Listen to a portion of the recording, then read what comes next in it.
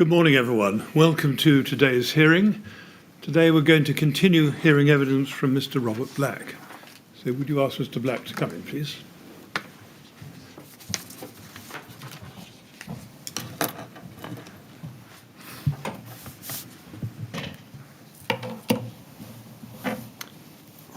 Good morning, Mr. Black. Morning. Let's take a moment to get organised.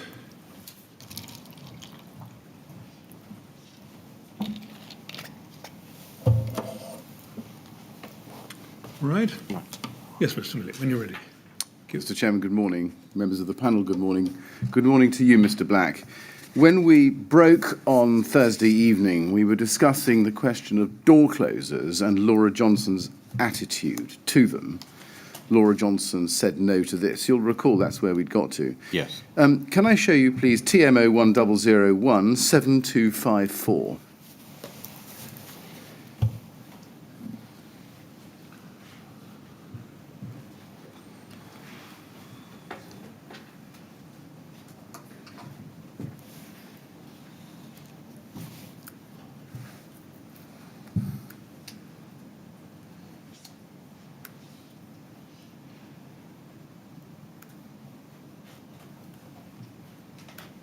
Yes, thank you. This is the now familiar deficiency notice issued by the LFB or LFEPA for Grenfell Tower of the 17th of November 2016. And if we look at page 5, please, this is the schedule of fire safety audit observations. It followed an audit conducted by the LFB. And if you just cast your eye down what's on the screen in front of you, and if we can have the screen scrolled down a bit, please, to the bottom of that page, you'll see that there were a number of breaches of the RRO identified in it. My first question is, did you see this document at the time? I think I probably did, yes. You think you probably did. The difficulty for us is that we have no record of your seeing it before your report to the board on the 17th of March 2017. Is that correct?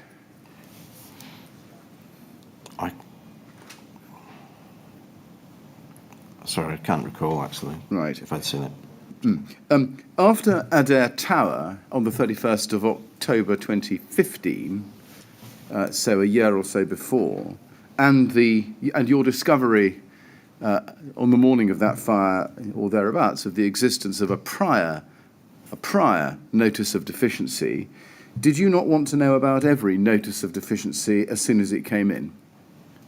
Yes. Yes. Did you issue a diktat, an order, a command saying whenever a notice of deficiency comes in, I want it on my desk?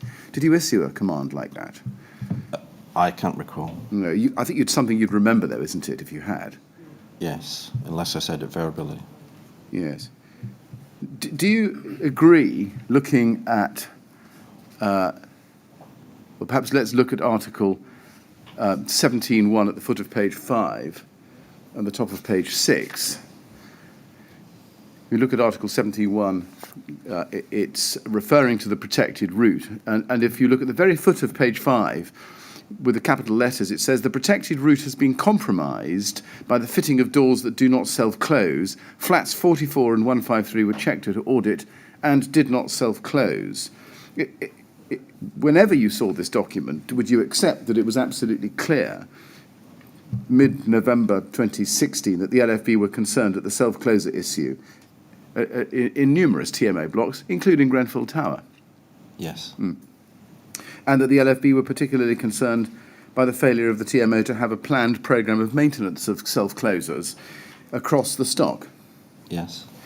What did you do at the time to satisfy yourself that the regime for maintenance of self-closers was sufficient? I probably didn't. Why is that? You can imagine it'd be picked up through the fire risk actions and the work carried out by a repairs company or contractor. Right. But given the importance of notices of deficiency and you're not being kept fully informed, was this not something that you wanted to keep your finger on the pulse of? Obviously not close enough. Perhaps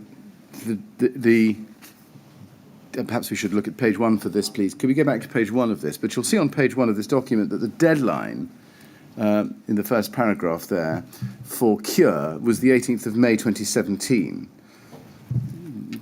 Did you understand in November 2016 that there was such a deadline? I can't recall. You can't remember. And did you understand the consequences for the TMO if the deadline was breached or exceeded? My expectation that the work would be carried out.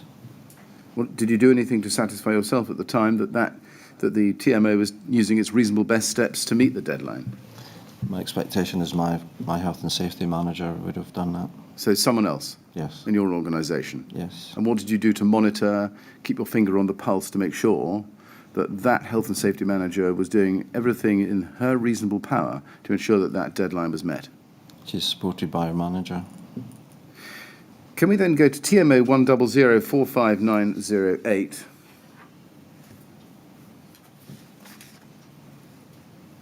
I say 17?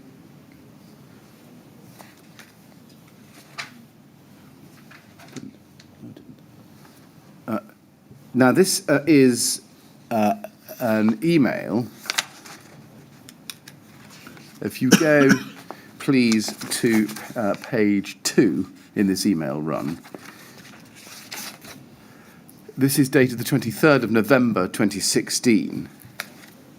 And just for your chronological information, it's the day before a TMO board meeting on the 24th of November 2016.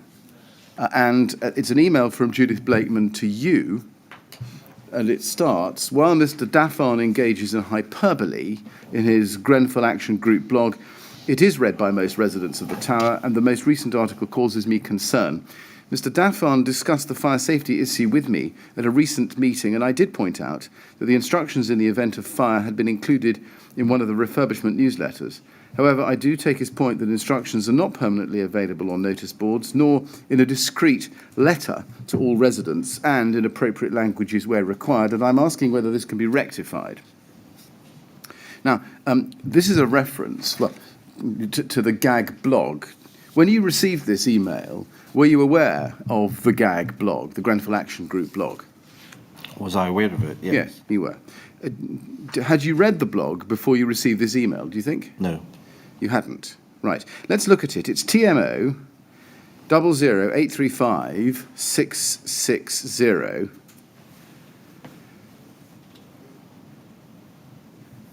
and it's dated the 20th of November 2016, and the title is KCTMO Playing with Fire, and there's a photograph of a tower block with fire emerging from one of its windows. And the first paragraph reads, "It is a truly terrifying thought, but the Grenfell Action Group firmly believe that only a catastrophic event will expose the ineptitude and incompetence of our landlord, the KCTMO, and bring to an end to the dangerous living conditions and neglect of health and safety legislation that they inflict upon their tenants and leaseholders." And then if you go to page 2, after the second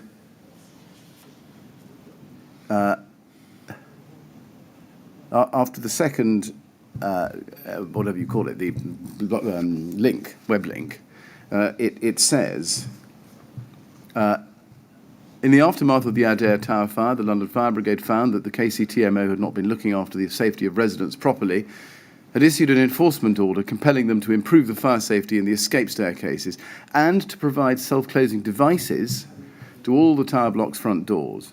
A further audit by the London Fire Brigade of the neighbouring Hazelwood Tower, located alongside Adair Tower, found similar breaches of health and safety legislation, and an enforcement order was also issued for this property, forcing the TMO to address the serious concerns of the Fire Brigade's inspectors. And then, I don't need the last few lines of that.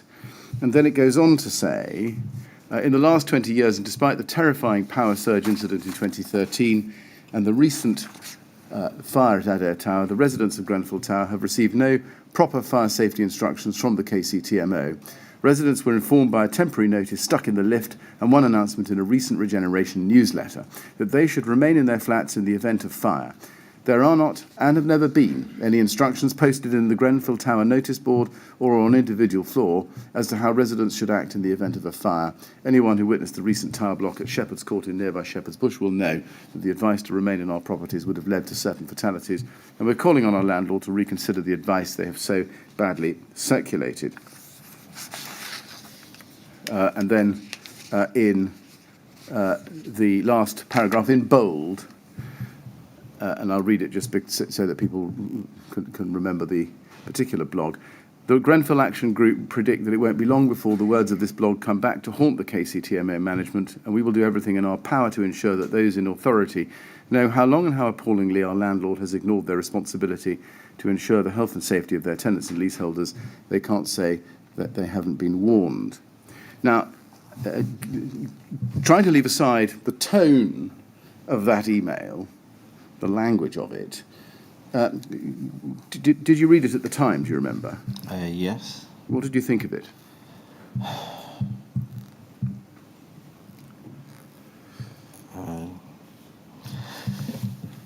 I think it mixed up certain things. We know about the fire at Adair. The Adair had been checked by the fire brigade before and had passed it. They told us it was being checked again because of the fire, so it's not all true. So I sent it on to my health and safety person for review so we could find out. Well, let's just examine that. Now, as I say, leaving aside the tone, there are within this blog post a number of, on one view, serious factual allegations about the TMO's failure to act in respect of fire safety, aren't there? Yes. And principally, would you agree that those factual allegations are about self-closures as revealed by the Adair Tower fire? Yes? Yes. The failure to post proper fire action notices at Grenfell Tower? Yes? Yes. Yes. And the inappropriate nature, so the Post believed, of the stay put advice for Grenfell Tower itself? Yes? Well, I mean, that's a view about the stay put Yeah. strategy. I mean, in a sense, the stay put strategy was still the advice we got from the London Fire Brigade. Yes. It's a factual allegation, though, isn't it, being made, that there is the stay put advice, and then an opinion being added to that, that in the view of the writer, it was inappropriate for Grenfell Tower. It's a view, yes. Yes. Now, did you ask any of your officers to investigate or report to you about any of those allegations that I've just listed? I would have sent it on to my health and safety advisor for their view on this. So that would be who? Janice Ray? Janice Ray. Right. Did you say? I'm puzzled, only because we don't see a record of, I think, of you saying to Janice Ray, could you please tease out from this blog post the hard-edged factual allegations and investigate them, please, so that I can give an empirically and data-based response to it? I'm surprised there's not one. Right. Let's go to TMO 00865-830.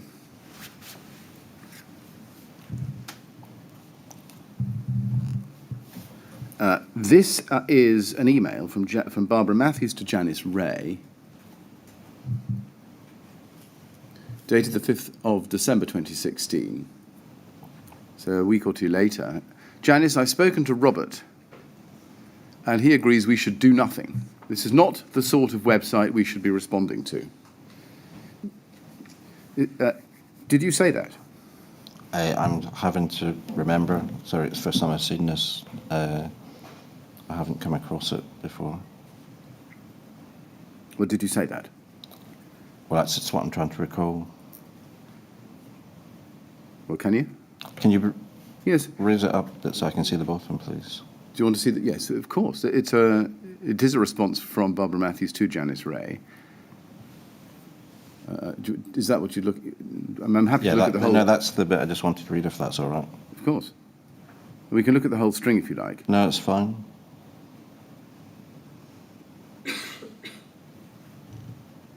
Okay.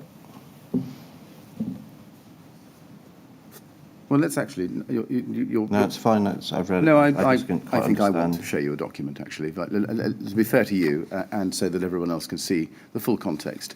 Let's go to the bottom of page 2.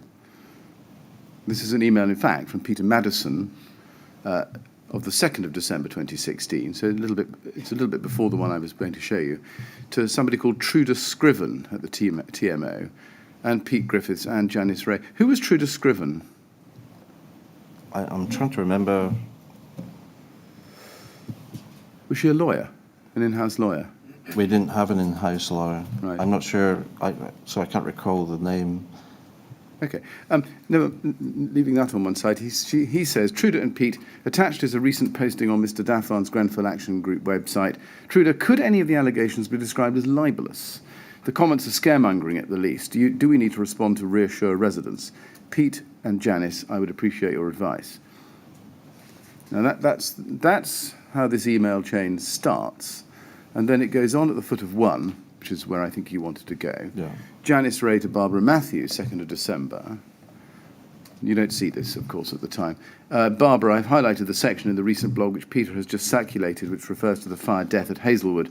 If you're agreeable, I'd like to forward this to the Borough Commander and request his view on how we can respond to this without breaching any confidentiality issues, and ideally with also getting the LFB's buy-in to our response. Please confirm you're happy for me to do this. And then the response at the top from Barbara Matthews I've just shown you. Janice, I've spoken to Robert, and he agrees we should do nothing.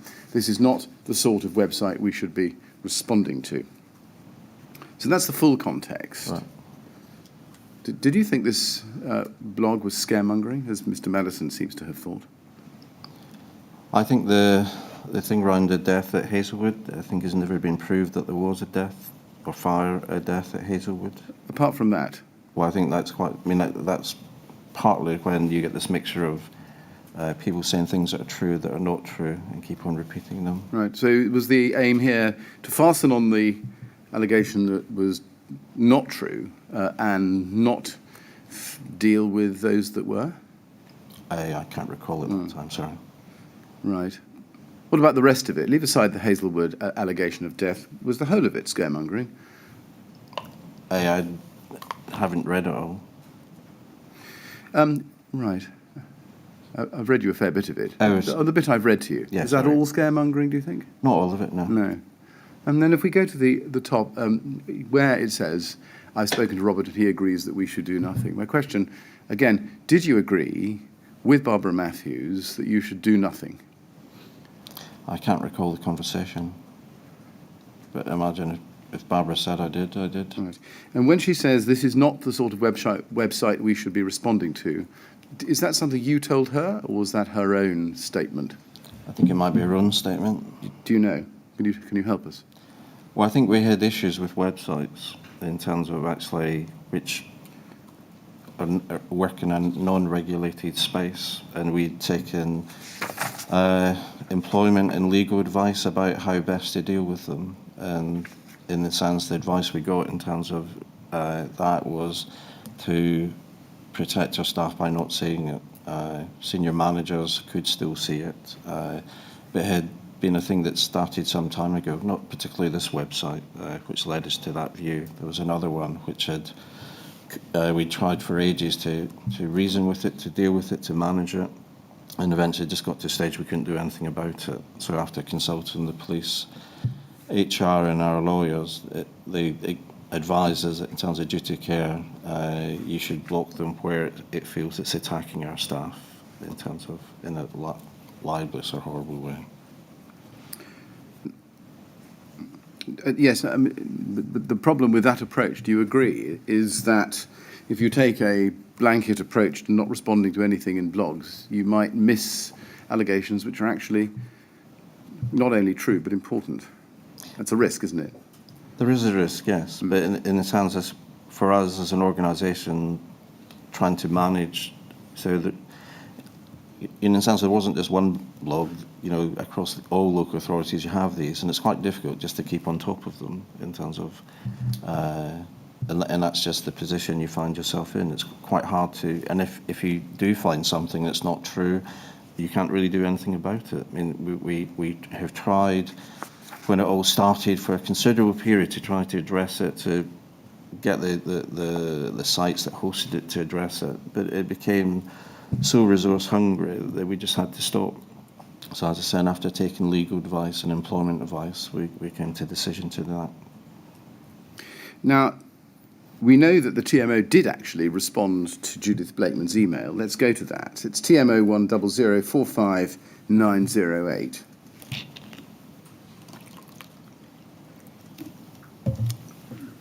This is the chain we were on, and we can see that the top of the chain, Janice Ray's response to Judith Blakeman, copied to you and Barbara Matthews, dated the 24th of November 2016 at 8:51. Robert has asked me to respond to your email highlighting fire safety issues raised by Mr. Daffon in his blog. So you did instruct her to respond to her, and we can see the response. It's quite lengthy. I'll just show it to you. With regard to fire procedures in Grenfell Tower, I can confirm that these were included in newsletters to the block, and they were also documented on our website. Further, we do publish regular fire safety articles in the Link magazine to all residents, and we write to all new tenants to outline the fire strategy for their block, the procedure to follow in the event of a fire in their flat, but also a fire elsewhere in their block, and advise them of the London Fire Brigade's free home fire safety visit and how to access this. Additionally, I can advise that we are currently considering a programme of installation of fire action notices similar to those now installed at Adair and Hazelwood Towers across all blocks. There has been a difference of opinion amongst London Fire Brigade officers on the value of fitting these notices within a block with a stay-put fire strategy. However, we're keen to be proactive about this, and I can confirm that we will be proceeding with the fitting of these notices at Grenfell Tower. It's likely that this will be completed within the next 2 weeks. And then it goes on. However, Mr. Daffon appears to be challenging the stay-put fire strategy, stating that this is the wrong strategy and that we should be adopting a one-out, all-out approach at Grenfell Tower. I'd emphasise that despite extensive discussions with the LFB and other fire professionals, including our fire consultant and senior consultants from specialist fire engineering companies in relation to Grenfell Tower, at no point has the need to change the stay-put strategy even been raised. Further, the LFB operational crews continue to be very proactive about undertaking regular familiarisation visits to this block and the other blocks on this estate, and remain content with the arrangements in place. And then the last paragraph is about Hazelwood. And in the second sentence it says this: I can confirm that Adair Tower was regularly audited by the LFB, most recent in the months before the fire took place, and no recommendations were made in relation to the design of either staircase or the lift lobbies. Requirements in relation to these areas were included in the enforcement notices, as it was only following that fire that the LFB recommended that changes to the building's original design were required. I hope this is helpful. Please let me know if I can be of further assistance. Regards, Janice Ray. Did you see a draft of Janice Ray's response before she sent it to Councillor Blakeman? I may not have, no. Right. Now, do you agree that her description of LFB's audit of Adair Tower in October 2015, the same month as the fire, omits to say that it resulted in a deficiency notice? I can, yes. And specifically, it was a deficiency notice, among other things, about door closers specifically? Yes. Do you agree that that omission meant that the description of the LFB's findings was thoroughly disingenuous? It would appear so, yes. Yes, because it only gave the good half of the picture and not the bad. Yes. Can you account for why Janice Ray was giving a thoroughly disingenuous description of the LFB's findings to Councillor Blakeman, Mr. Black? I can't. Let's go to RBK 401038, please. This is an email chain on the 25th of January 2017.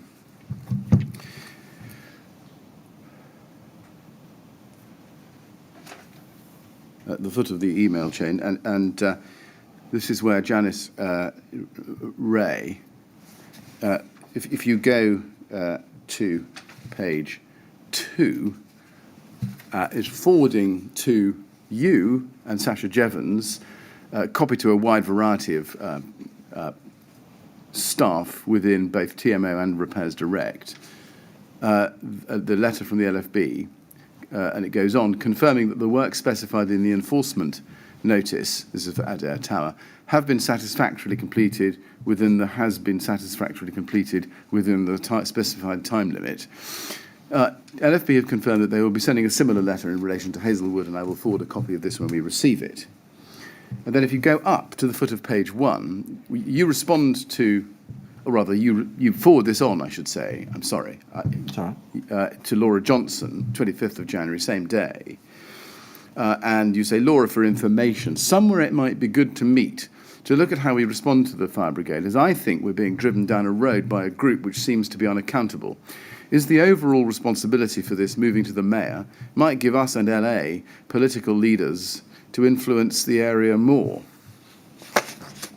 Now, why did you write that? I think at the time that across London, people were talking that there was different ways the fire brigade were responding to door closures. There wasn't a consistent, some LFB people weren't saying that. And I think it was because I knew Laura was director of London Housing, or chair of London Housing Directors, and it was to try to get a view from her as well. And I thought also, has she made her lead member for housing, understanding what's going on, and in terms of actually what's happening in London in terms of the fire brigade?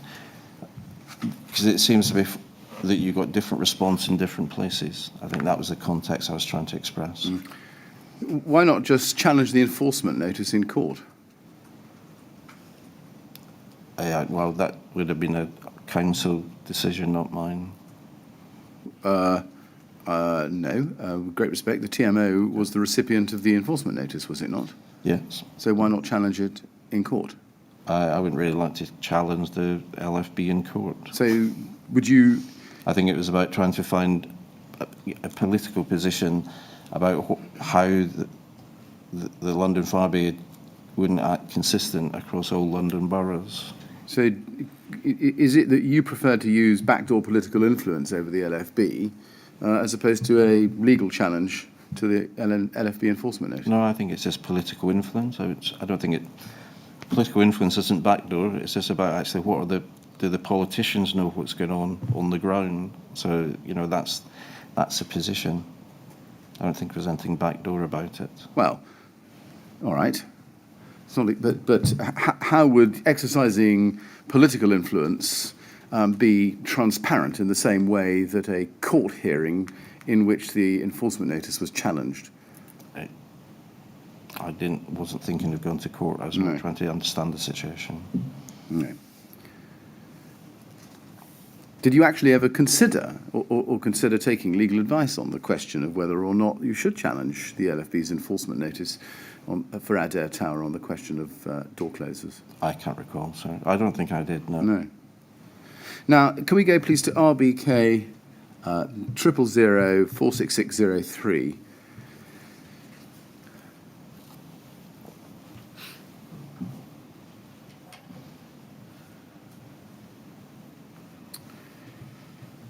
And if we go, please, to the second email on that page from Barbara Matthews to Laura Johnson, 3rd of March 2017, it says, Laura, just to confirm our discussion and agreement at the joint management team meeting on Wednesday, we agreed we would have a programme of fitting of self-closers on existing flat doors if not already fitted, and refit/repair self-closers if already fitted. This programme would not be over 1 year, but proposed as 3 to 5 years. Our recommendation is that the LFB are unlikely to accept as adequate a programme longer than 3 years, although this is yet to be proposed to them. The estimated cost for the total programme, regardless of period, is £619,000. In respect of the proposed annual inspection to check/repair/replace the self-closers, you requested that we delay starting this until we've obtained further legal advice on what action we can or can't take against no access by either tenants or leaseholders. And then if you turn over the page, please let me know if I've incorrectly captured anything. In addition, please confirm that we can include in our updated fire strategy a 3-year programme for fitting of self-closers on all flat entry door. Now, Laura Johnson's response to that is above that email on page 1. It's dated the 6th of March. And she says this, Barbara, I can confirm that this is an accurate record of our discussion. I'd like to push the installation of door closers to a 5-year programme. It will make funding the programme more manageable. Therefore, in the fire strategy, I would like it to say 5 years rather than 3. I'm not convinced of the need for an inspection programme. If we started one, then there's every likelihood it would have to be ongoing, and therefore an additional expense to the HRA indefinitely, without any identifiable evidence that it impacted positively upon the fire safety of residents. I understand that the conversation is not always straightforward with the LFB, and they may well push for this, but if they want to, then they need to introduce it as a London-wide standard that they will enforce against rather than on a borough-by-borough basis, and we would make representation to the GLA accordingly. I look forward to the legal advice. Regards, Laura. Now, you're not copied in on this email chain, or rather, you're not copied in on the response. You do see, as I showed you, the original email from Barbara Matthews of the 3rd of March, to which this is a response. Did you see the response from Laura Johnson? What this one? Yes. I can't recall. I remember that. Do you remember whether Barbara Matthews sought to discuss it with you? I'm sure Barbara would have talked to me about after her meeting with Laura. Did you agree with Laura Johnson's decision to push the installation programme out to 5 years? I think we just accepted it. You just accepted it? You didn't push back on it? I can't recall. You don't remember you or Barbara Matthews saying to Laura Johnson that there is a positive impact on the fire safety of residents by having an inspection programme? I can't recall. Well, did you agree with her view on the need for an inspection programme, i.e. there wasn't one? I think we're at this stage agreeing we had to have one. And then it was the question, I think what played on the mind a lot was the access, as I said, I think on Thursday, was the ability to do it, get the access, and would you be supported by the courts if you were denied access by tenants or leaseholders? I mean, with respect, that's not completely right, is it? Because in the last paragraph of that email, Laura Johnson's opinion or argument for not having a continuing inspection programme is that it would be an additional expense to the HRA without any identifiable evidence that it impacted positively upon the fire safety of residents, not access. In other words, she doesn't see the cost-benefit ratio turning out in favour of spending the money. That looks like her opinion from that document. It does, Was that the case at the time? I think that was her opinion. Did you not push back on that?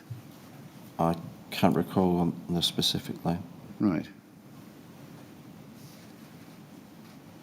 I mean, to be blunt, was Laura Johnson's argument, the way you understood it, that she would rather not spend the money and take the risk? I wouldn't understand that as her. I think you would have to ask her that opinion. I didn't. Do you agree that here is Laura Johnson taking control over how the TMO engaged with the LFB and whether and to what extent it complied with what the LFB had asked? Yes. Now, how come? How come she took control over that? Well, I think it was all about funding the programme. So we'd looked at it, proposed our proposals, and they have controlled the HRA, and this is their opinion of what to do. But these two decisions, installation of self-closers and then an inspection programme, well, surely matters for you and your board as an arm's-length tenant management organisation, not for your so-called client. Again, as I pointed out, my board and myself didn't own the HRA. The HRA sat with the council, and the business plan sat with the council. So we would have to go to the council to get the funding agreed. And this was Laura's opinion when we put forward our programme. Yes. Well, on that score, let me see if I can take a sideways look at this and just take a small detour. We discussed this topic, you and I, on day 150, Thursday, at pages 213 and 214 of the transcript, because we talked about Laura Johnson controlling the purse strings to allow you to comply. Do you remember that discussion? Let me just ask you one or two further questions about that. Could you please be shown TMO 00869-542?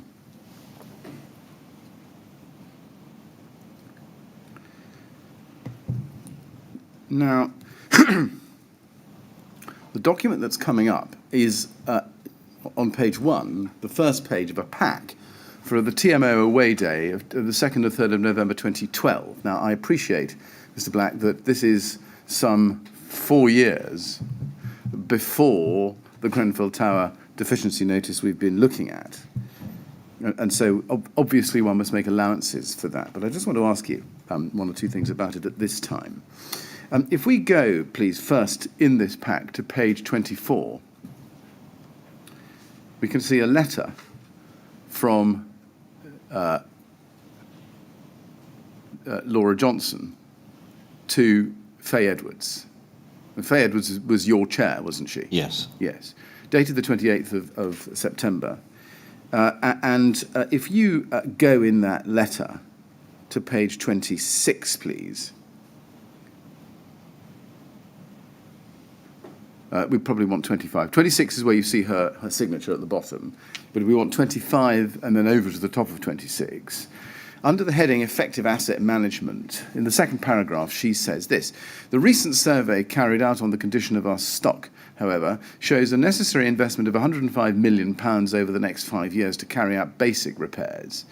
There is a current allocation of £7.5 million per year each year for the next 4 years for capital works, which means we have a potential gap between the funding needed to carry out basic repairs and the funding available to the capital programme of £67 million by 2017. This was reported to the board at its last away day. The challenge in this funding gap is that in our business plan we will not have any financing available to catch up on investment and regeneration spending until 2037. By not clearing the repairs backlog sooner and continuing with the same level of capital programme each year, we run the risk of the stock deteriorating, decent homes failing, not meeting residents' needs, and not developing homes which support our communities. This could have a substantial impact on how our residents perceive both KCTMO and the council. We therefore face the dilemma of insufficient funding to both maintain and also improve the stock, and so need to look for alternative ways to secure additional investment and to think about how we manage our assets so that we can deliver future investment in the housing stock as identified through the stock condition survey. We intend to investigate ways to increase the investment to improve the stock, not only in terms of basics such as kitchens, bathrooms and windows, but also to fulfil our jointly held ambitions to improve our estates, regenerate areas and to build more homes. Now, this is 2012. First, did you see this letter at the time, do you think? Yes. You did? It's quite a striking letter. It's hard to forget, isn't it? Well, I think this is around the time, 2012, where the government had announced the freedoms on the HRA. So it moved from a government-run HRA for the whole of the country to individual borough-wide. So for the first time, it's exploring that a council can actually have more than a one-year programme, and you can start to look at 3, 5, 10, 30-year business plans to see what your gaps are. And I think what it does is it shows that historically the lack of funding in social housing and local authorities. Yes. Yeah, and as a result of this gap, the funding gap, were you under the impression that the TMO would struggle to maintain its stock, let alone invest new money? I think what we're clear of is actually historically the funding wasn't enough to look after 10,000 properties, and here was an outline of a plan showing you the gap, and what the council is then saying is actually they need to do something different to do that, which is what I think started their regeneration proposal. Right. And this funding gap, did you accept the gap and its impact on maintenance of your housing stock as a given from this time on? I think,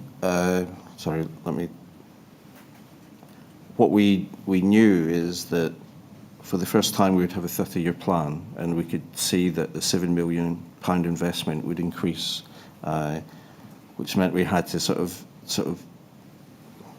identify the works as we did through Savills about how you can either offset them or put them out. So it's all about this balance about what you can afford to do and what we can afford to do.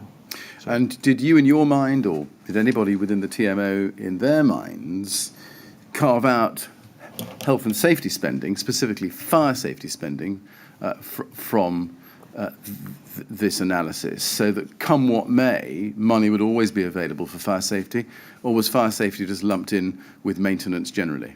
I think it was sort of an overall figure that was then broken down. So lumped in generally. Were you given the impression at the time, from this letter and perhaps from other things said, that if the TMO asked for more money from RBKC in relation to maintenance of fire safety measures, none would be forthcoming? I'm not sure about that, but I mean, what it meant is that the asset management investment, the yearly one, had to sort of identify the work that needed to be done. Well, let me ask it in a different way. Did this letter and matters such as this discussed at the time lead you to think that it would be much more difficult in future getting money from RBKC to fund improvements or maintenance of fire safety measures in your stock? I can't confirm if my view at that time, sorry, Right. 2012. Let's look on in the document, please, to page 30. This is a risk assessment table that appears to have been part of the entertainment for the day, or 2 days. And if you look at the first item on the left, I think we're going to have to expand that. Before we go further expanding it, can I show you the key in the top left-hand corner? You've got a probability table, levels 1 to 5. Do you see? Yeah. Where the description runs from very likely as level 1, green, low, up to 5, almost certain, red, high. Yes? Yeah. And then you've also got risk rating on the third box from the left, likelihood 1 to 5, risk rating, and impacts 1 to 5, with the reds in those ranges you see there on the screen. And if you look at the top row risk 1, risk identified, the organisation is unable to respond to the asset funding gap. You see that? Yeah. And if you look across, likelihood is 5, and that means almost certain. Yes. Yeah.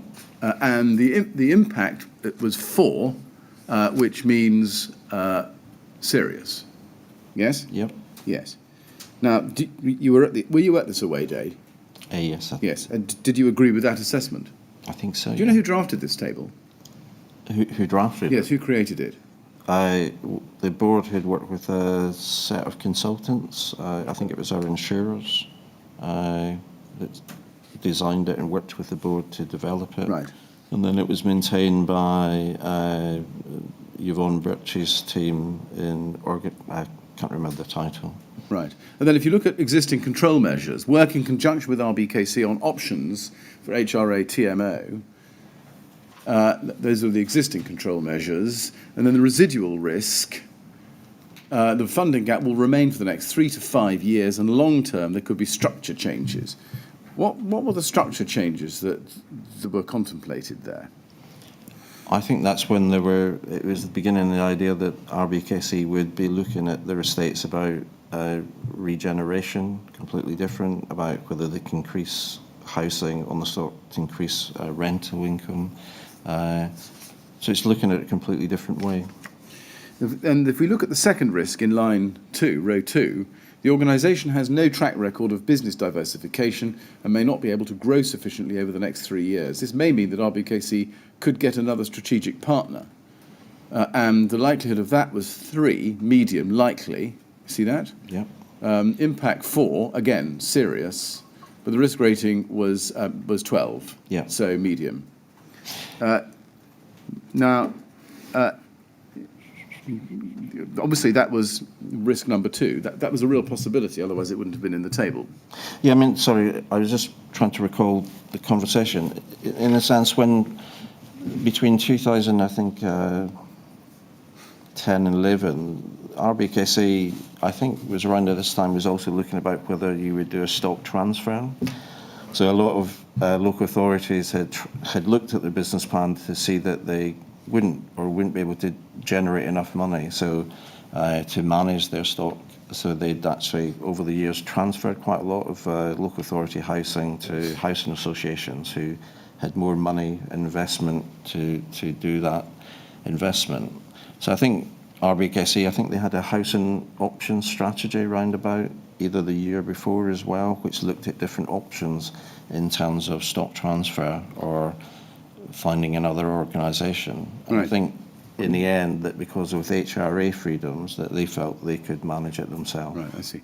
And can we go to TMO 0084877, please, and go within that document to page 14.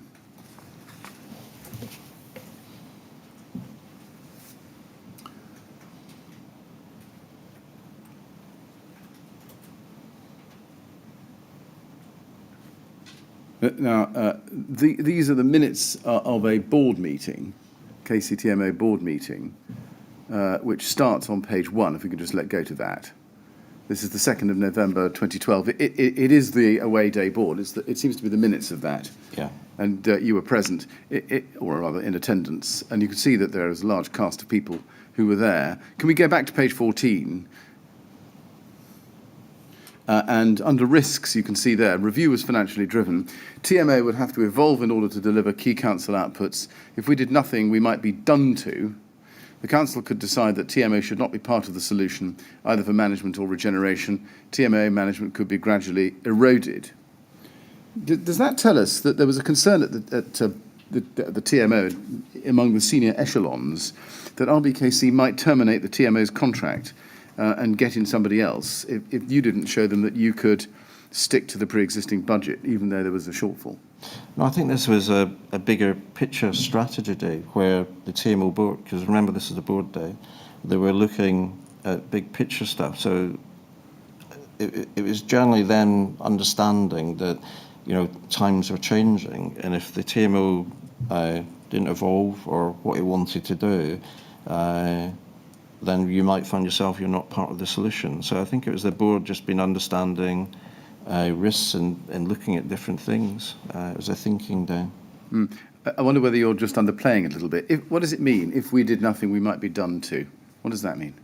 Well, I think it says that they had options to transfer stock. So although we're a tenant management organisation under the legislation, if the council wanted to transfer estates or stocks to other partners, they had the right to do that, even though you've got an elected sort of board. So it's about the board understanding the council can look at different options, you know. Indeed, but one of those options was either to reduce very significantly the TMO's role in management, which would mean reducing its management fee, or alternatively terminating the arrangements with the TMO altogether. Yeah, I think that's was the board sort of understanding the position it's could be in and the risks to it. Yes. Can we take it that from this date onwards, November 2012, the RBKC had in effect a financial stranglehold over the TMO because unless you did what they told you, there was an existential threat to your business? I think there's other things we did. So from 2012... Well, first, before you do that, do you agree with what I just put to you? I think there's, if you manage the purse strings, the HRA, then you have more control rather than if there's an organisation that owned the HRA. I think it was also a message that the TMO took on board that, again, if you go back, sometimes it's performance on specific issues like rent collection, void turnaround, leasehold management, charges being collected. So it was very clear that what we had to do, that where the HRA had income coming in, were we maximising it? So in terms of over the years from then, our rent collection improved in terms of a percentage. Our void turnaround improved so that we turned around voids quicker, therefore actually means you brought more income in. I think by the end overall we'd reduced the HRA debt, which meant actually more money was in the HRA. We also managed the HRA commercial property within the portfolio, which over a number of years had sort of been slightly sort of not really developed. So we did quite a few things there in terms of actually looking at the HRA commercial development, how we could increase the income, either by changing, making sure you've got, if we've got partners, that you've got the right contracts in place, or changing the use so you could increase the income coming in. So there's a whole load of stuff that the TMO could do in terms of actually to improve the HRA income. And I think there are graphs, I think showing that overall, over those years, we reduced the income. And that's what I imagine we wanted to show RBKC, that, you know, we weren't wasting opportunities. We created the hidden homes, which added a very small amount of new social housing to the stock. But again, it was all about showing that you could actually improve the HRA over time, because it's the first time you could look at it. If you look at the impact over 25 years, it all contributes. So it's been a performing better where you can to influence.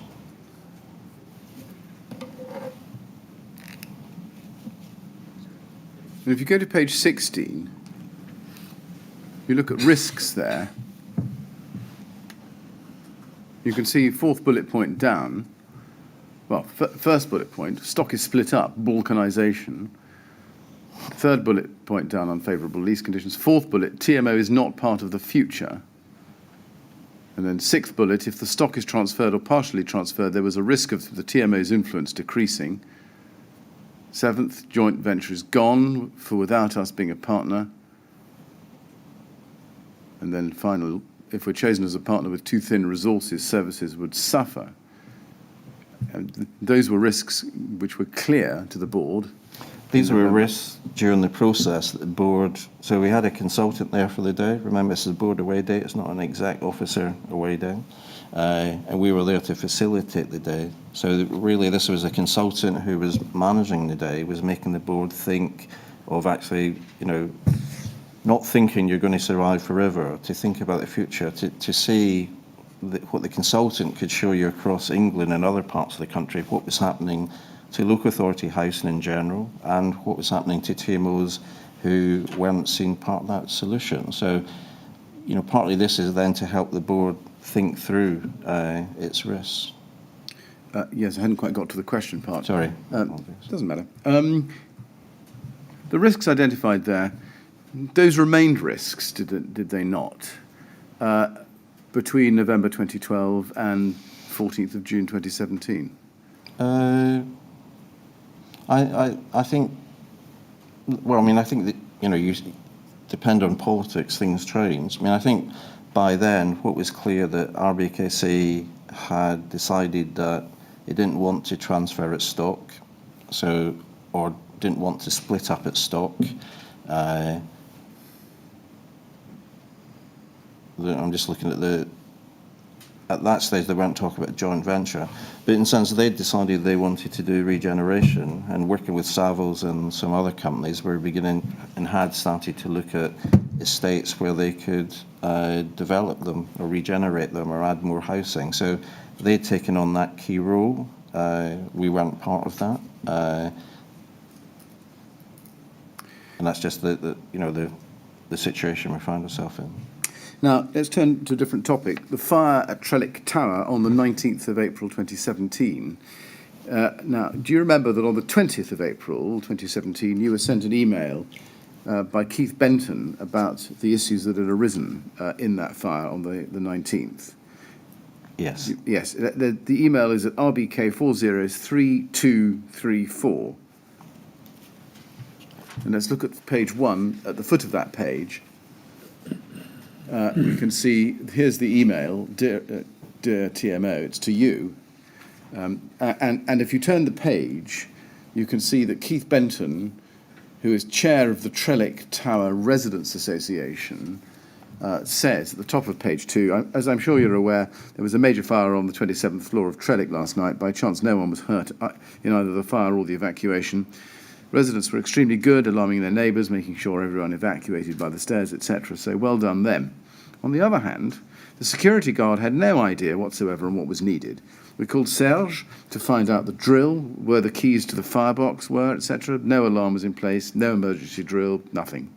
Apparently the water supply was initially insufficient. It took 40 minutes to extinguish what developed into a raging blaze. This all caused by the thoughtless chucking of a cigarette butt. Please can you say, and there's a list of bullet points, what will be put in place to make sure that the security staff know the drill? What is the drill in an emergency? Is there one? How can we be sure that the water pressures are always sufficient? Fire brigade truly familiar with the building? And then the last two bullet points I don't think we need to look at. Did you take steps yourself, Mr. Black, to address those problems or difficulties identified by Mr. Benton here? My team did, yes. Your team did. Did you tell your team to do so, or did they do it and then you discovered it? No. So there was a fire which was started with someone from up above throwing a cigarette butt, which fell into someone's washing down below. The fire was held within the compartmentalisation of the property because they left and shut the door.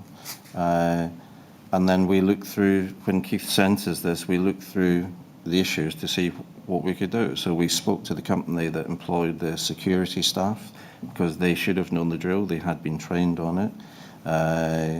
The water pressure, I think we got the fire brigade back the next day. The familiarisation thing is the fire brigade visited Trellick Tower all the time because it's one of our tallest buildings. The issue is when you have a fire, you might not get the crew that's been there. So it's about constantly, as we did, work with the fire brigade to make sure their crews knew. But if there was something on and you got a crew from a neighbouring borough, then you have the exact same position. Can I just focus on one aspect of this, which is the security guard, where he says the security guard had no idea whatsoever on what was needed, no alarm in place, no emergency drill, etc. Did this email prompt the concern that the fire safety information was not being adequately communicated to the residents of the building? No, because the company that had employed the security staff had been trained and told about all these issues before, and their responsibility was to make sure their staff knew all these things. Right. So you'd outsourced this? That specific part, the security guard wasn't a caretaker type thing, it was a specific thing historically, right, for Trellick Tower. Let's go next, please, to RBK 402340. This is an email chain in May 2017, the following month, between you and Laura Johnson. If we can start with page 2, please, you can see that you email Laura Johnson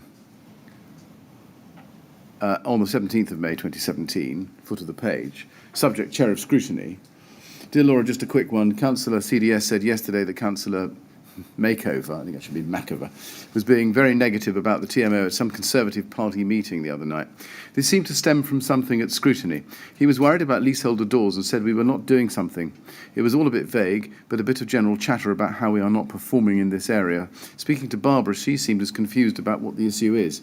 What would you recommend? Do nothing? Contact him and see if he wants to talk this through, or ask to meet him together to discuss it. I know he does not see you, but your advice and views welcome.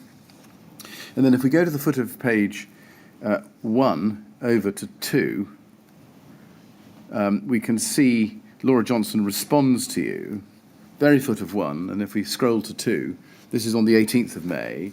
Robert, this comes from Scrutiny Committee in the paper that we tabled on Trellick Fire. They completely failed to ask any questions about Trellick and instead focused on what Councillor Pascal knew about what is the issue we'd reported on regularly for the previous 2 years, which was leaseholder doors and the project the TMO had ran very successfully on getting leaseholders to change their doors. Councillor Makeover, instead of saying to Councillor P, can we please go back to the paper we've tabled on Trellick, then joined in, asking Janice and Barbara questions about leaseholder doors. They answered honestly and said, no, not all doors will comply. We have a rolling programme of compliance and regular checks. This then horrified them both, and they asked for a report to be brought back on this issue to a subsequent scrutiny committee. The questioning only stopped when I reminded them that the paper was on Trellick, and Janice had come to answer questions on that rather than leaseholder doors. So in short, Councillor Makeover knows nothing about this issue. Councillor Pascal only knows what he can recollect from 2 years ago. Both are of the view that the council should pay to replace leaseholder doors regardless of whether we would be reimbursed, as this would be safer for the block in case of fire. We've been through this before. I refuse to open this up again as a subject for Councillor Pascal to dwell on. We therefore just need to get your team to do an update on leaseholder doors and perhaps door closers as part of the annual report you due to scrutiny in September on TMO performance. I wouldn't contact Councillor Pascal or Makeover on this. It's a non-issue that they're trying to turn into something because we've reported on it before. I think we should take back an update on health and safety to the September meeting. And then there's something about Councillor Taylor-Smith. at the bottom. Now, from what Laura Johnson says there, which I've read at length to you, I'm afraid, do you see that the councillors, or these councillors at least, were horrified that not all doors would comply? Yes? I think they're talking about the leasehold doors, as far as I can remember. Yes, sorry. it doesn't matter. Leaseholder doors would not comply. Yes? Horrified. Well, I mean, I think that was the issue, is Councillor Mackover had been a member of Scrutiny Committee before he became chair. And we had reported on the whole programme of door replacements, which I think it replaced the 1,100 doors. And then he had been there throughout the whole process as we tried to resolve this issue with leaseholder doors in terms of who's control. And he'd been there as he'd seen that the council and the fire brigade had worked it up to the DCLG. So again, this is Laura's view, that quite confused about how Councillor Mackover seemed to have forgotten all about that. And the reason I brought it up was because my councillor who was on the board raised it, and I was just slightly confused. I see. Did you agree with Laura Johnson that the leaseholder doors and door closer questions were a non-issue? I think we all understood that the way the lease was designed, it made it incredibly difficult for the landlord to actually replace the doors if the leaseholder didn't comply with us, and that had taken a long time to get to that stage. And ultimately, in the end, the council, it was agreed by DCLG, would have to use its legislation to take action against any leaseholder under its position. Did you think yourself that the issues were best left to be dealt with in a report to Scrutiny the following September, so 5 months later? I take this is the council's meeting, not mine. I take the advice of the officer. Right. Now let's go to page 1, your response. You say at the top there, this is the same day, 18th of May 2017. Hi Laura, on review we came to the same conclusion after our meeting, and I've asked Barbara and Janice to pick this up in our formal reports. I agree with the rest.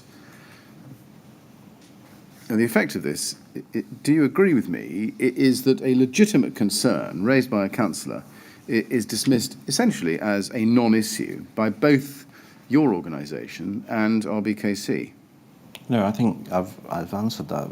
It's been talking about replacing leaseholders' doors. It was a legal issue that had been gone over and over and over. So your view at the time was that this was an illegitimate concern? Is No, that I right? wouldn't say that. Well, what would you say? Was it relevant? Was it a relevant concern, or was it an irrelevant concern?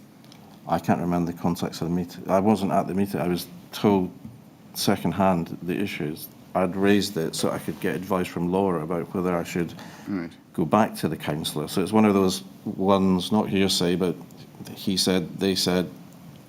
I was just trying to get to the bottom about what the issue was, and then what Laura has come back has given me a sort of clearer picture in her advice. Well, you say, I agree with the rest. She says it's a non-issue. You agreed, did you, that the question of self-closers on leaseholder doors was a non-issue? No, I think the non-issue was the councillor's position at the meeting, not remembering what he'd been told. It doesn't make it irrelevant, though, does it? It may mean that his horror was relived and had been overtaken by events, but it doesn't mean, does it, or does it, that the concern is nonetheless legitimate?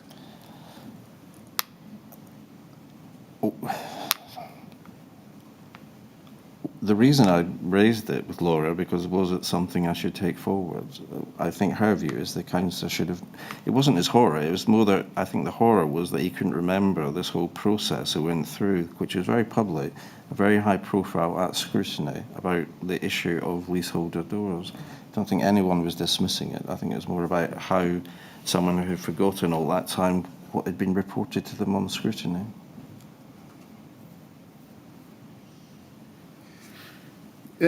Do you remember whether the Scrutiny Committee was made aware of the then outstanding and indeed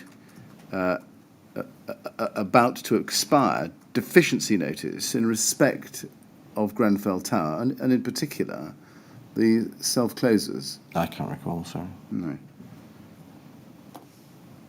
So the date of this email, your email, is actually the very date on which that deficiency notice expired. And it's on the same topic. Did you put the two together in your I may mind? not have it on the day, no. Let's look at a document the day before, 17th of May 2017, TMO 00894-337.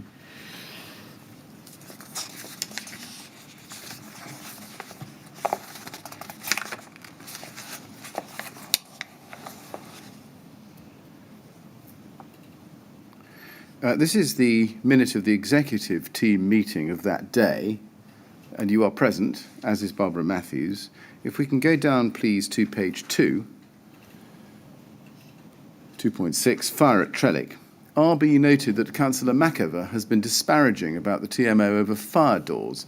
RB has spoken to Laura about this, as RBKC are clear that they do not want us inspecting flat front doors. Councillor Macover is saying that we should be constantly reviewing the fire doors. BM noted we have Carl carrying out FRAs and the LFB conducting audits, and they will pick up any doors not compliant. RB asked if Janice could write a briefing note on what we did on the programme, what was agreed with RBKC, completed, and what we do now. It was agreed that Janice would include this update in the annual Health and Safety report, which will go to board in July, and to Laura after that. We've been informed that Councillor Blakeman has been disparaging about the TMO in public forums. Now, from this note, we have a little bit more clarity here.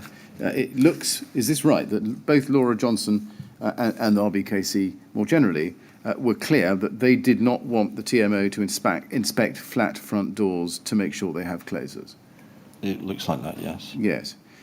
What did you think the TMO should do regarding the inspection of flat front doors? Go along with RBKC and do nothing? Or something else?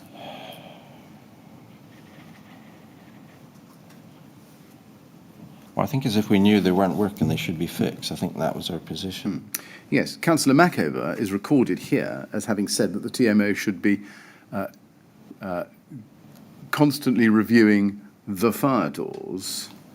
And that's what the minute says. Yeah. It's right, isn't it, that that is what LFB had made clear since October 2015 when the Adair Tower deficiency notice was issued.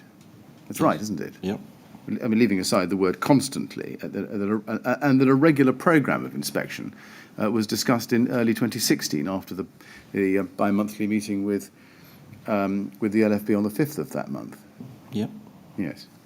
And in reality, is it right that the TMO was placing its faith almost entirely in Carl Stokes' FRAs, save where anything was picked up by an LFB audit?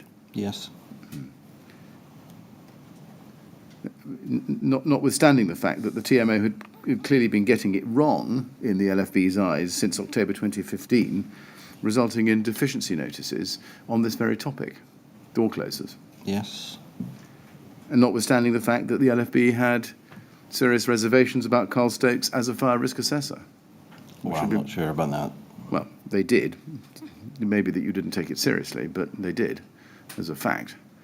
Do you disagree that they did? We can look at some I documents. think they raised concerns and they were being addressed. Yes. Do you know whether the work that the LFB had required to be done in their deficiency notice of 17th November 2016 for Grenfell Tower, done by the time of the fire on the 14th of June 2017 or not? Do you know? I can't recall. I think... I'm not sure if there was 4 that were partially completed and still to be fixed. But I can't recall that, sorry. Right.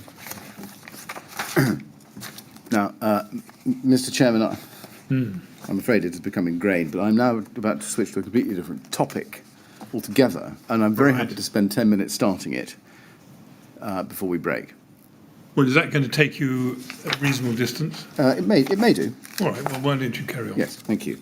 I want to examine with you, Mr. Black, now the question of complaints and the approach to residents. Can we start, please, with IWS 401462, please?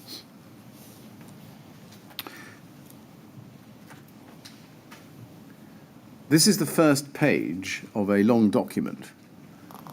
which is Maria Mamoli's investigation report into long-standing complaints of the TMO, or about the TMO. That's its title. Dated the 10th of April 2009. Now, on day 149, Wednesday last week, you told us that you'd heard of the Mamoli report, but you hadn't seen it. That's at day 149 at page 18. I know about the report. I couldn't remember if I'd seen it in terms of, so if I've seen it, if you can show me evidence, and obviously I would have seen it.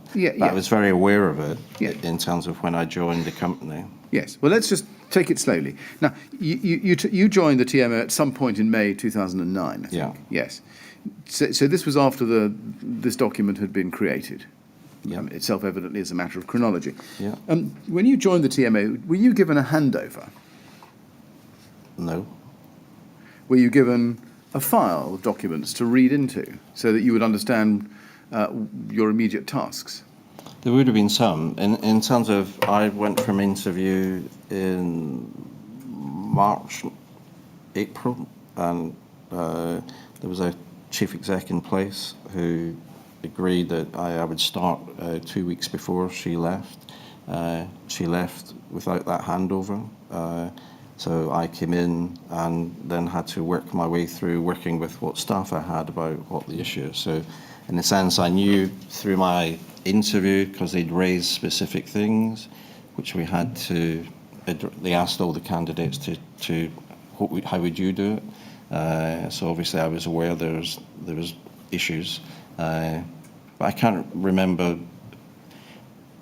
whether I was given this whole report at the moment. That's the main thing. No, I understand that. Did nobody put this on your desk and say, Mr. Black or Robert, depending on who they were, you might like to read this before you start? It was an RBKC report. I don't know if my staff had it. Right. Let's look at some documents to see if we can pin this down. TMO 008944418, please.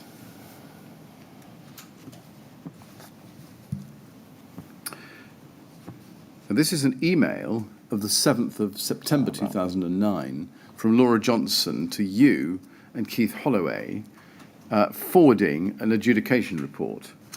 And she says, Robert and Keith, please find attached a draft adjudication report from John Butler. This will inform our meeting on Thursday. Following comments from this meeting, John will revise the report, which will be the final version, and one published for tenants and residents to see.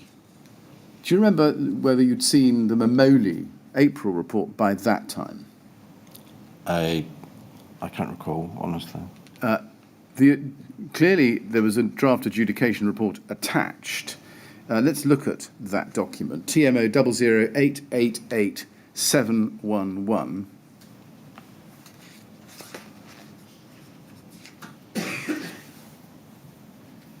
This is the adjudication report dated the 22nd of September 2009. Let's just try to piece this together. Was this the final version of the draft which Laura Johnson had sent you a fortnight before? I would think so. Right. And if we go to paragraph 2.1, please, on page 1. Sorry, 1.2. Paragraph 1.2 on page 1. Sorry, page 2. Page 2, please. No, right, so something's gone wrong. We need to look at page 2 of TMO 008888711. Yes, can we look at page 2 of that document? Yes, thank you. Now, looking at paragraph 1.2, it says, the council appointed Maria Mamoli, a solicitor, to act as adjudicator and manage the investigation. An investigator was appointed who interviewed residents and collected evidence from staff and files. All TMO residents were invited to participate and focus groups were held in addition to receiving individual submissions. Then if you look down, lower down the page, can we scroll down to 1.5, please? This adjudication report therefore follows the recommendation in investigating and adjudicating as appropriate on every specific complaint. Now, when you saw this document, first I should ask you, did you see this document in its final form, or did you only ever see the draft? I can't remember. Right. Do you remember seeing and noting that Ms Mamoli had been appointed by RBKC to investigate complaints by residents? Yes. Yes. And that this report, the adjudication report, or the Butler report, if you like, implemented one of the recommendations from the Mamoli report? Yes. Yes. And before meeting with Laura Johnson to review the Butler report, did you ask to see a copy of the Mamoli report? I can't recall. You can't remember. Did you not need to read the Mamoli report in order to understand the context of the Butler adjudication report? I mean, my whole point about this is it's RBKC's report, and I got the impression they weren't particularly that keen or impressed with it, and so therefore actually what I was been getting, I think John Butler was someone that worked with RBKC who then took this on board to produce this report. I'm really just seeing if we can piece together, first of all, whether you saw the Mamoli report, and I'm suggesting to you that you must have seen it by this time in order to understand at least the draft Butler adjudication report. And that's where I'm struggling to understand about whether I did or whether I just saw, because again, it was RBKC's report. They might not want to give it to me, and then they brought in John Butler. So, but again, it's so long ago, apologies, trying to remember the sequence of events. Right. Well, if we go back to the Mamoli report, and I'll just do this reference before the break, IWS 401462, can we look at page 3, please?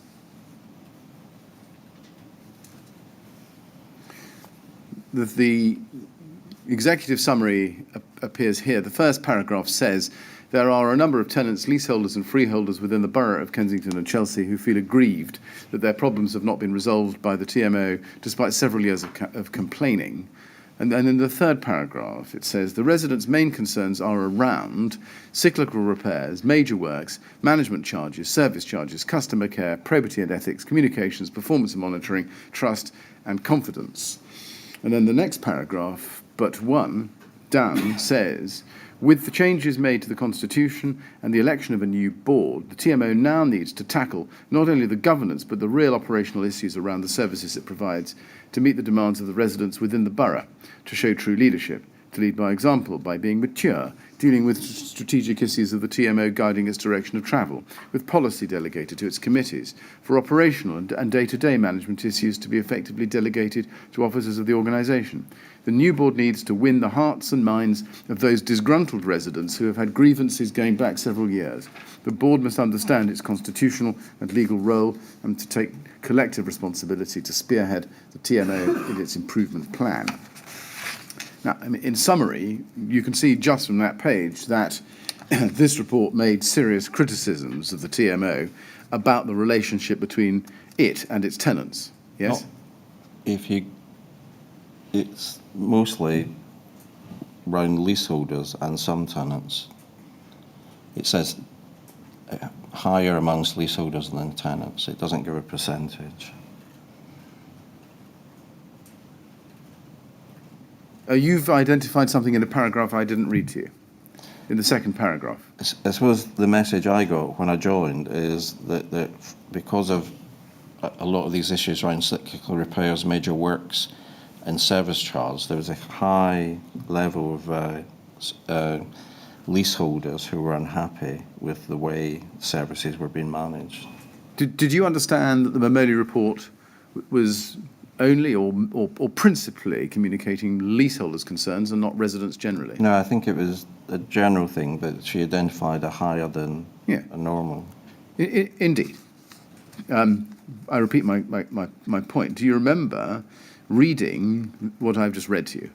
It's so long ago. Right. Do you remember there being an independent report that made serious criticisms along these lines about the relationship between the TMO and its residents? Yes. Yes.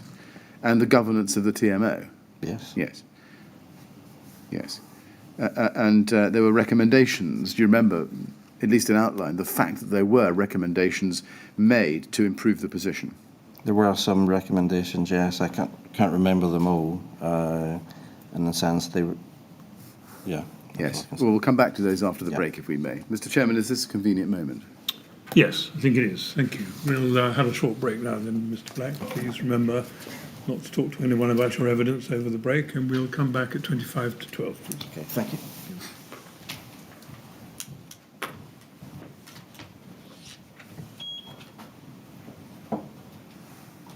Thank you. 25 to 12, please.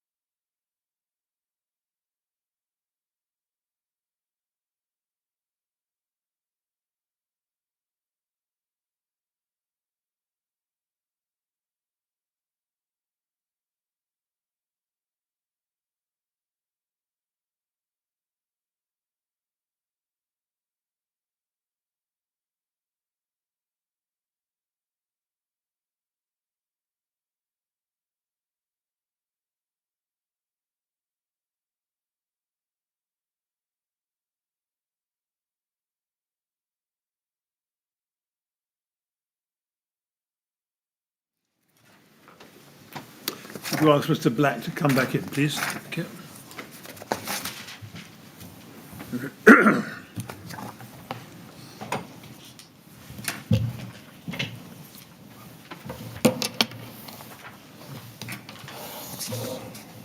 All right, Mr. Black, ready to carry on? Yeah.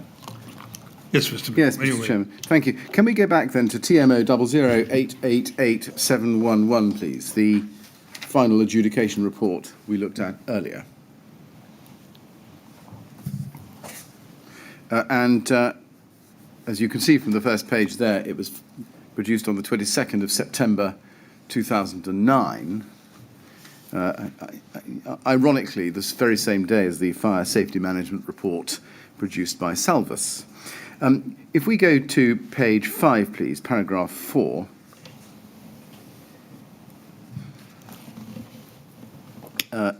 We can see that he sets out there the general issues and recommendations. And under paragraph 4.2 at the foot of the page, he says this: governance, customer service, staff attitudes and poor repair service are recurring themes throughout the investigation. These have already been identified in the improvement plan as the core areas for improvement. It cannot be overemphasised how achieving successful change in these areas will determine the perception of the residents and restore their trust and confidence in the TMO and the council as landlord. And if we go to page 6 and look at paragraph 4.4, a little bit lower down, although lack of communication has been raised, the perception of communication as a problem is normally linked to the level of trust or dissatisfaction with the service and relationship with the organisation. The investigation has not identified any serious failures in formal communication other than that highlighted in the surveyor's recommendations in paragraph 4.5. The issue is more that the TMO needs to ensure that its communications are seen by residents as presenting a true picture of the reality of the experience they receive. Glossy brochures and newsletters do not go down well when people perceive a poor service! ! Did you discuss these recommendations at the meeting with Laura Johnson and Keith Holloway? I imagine we did. What did you do anything about them? Did you act on them? Yes, of course I did. Now, if we go to appendix... Yeah, I mean, no, carry on. No. No. Do please say what you wanted to tell us. No, I'll let you carry on. All right. If we go to TMO 00894426, this is appendix 2 to the Butler adjudication report. And it's a record of RBKC and TMO's responses to the Mamoli report. Were you involved in the preparation of these responses? I would have...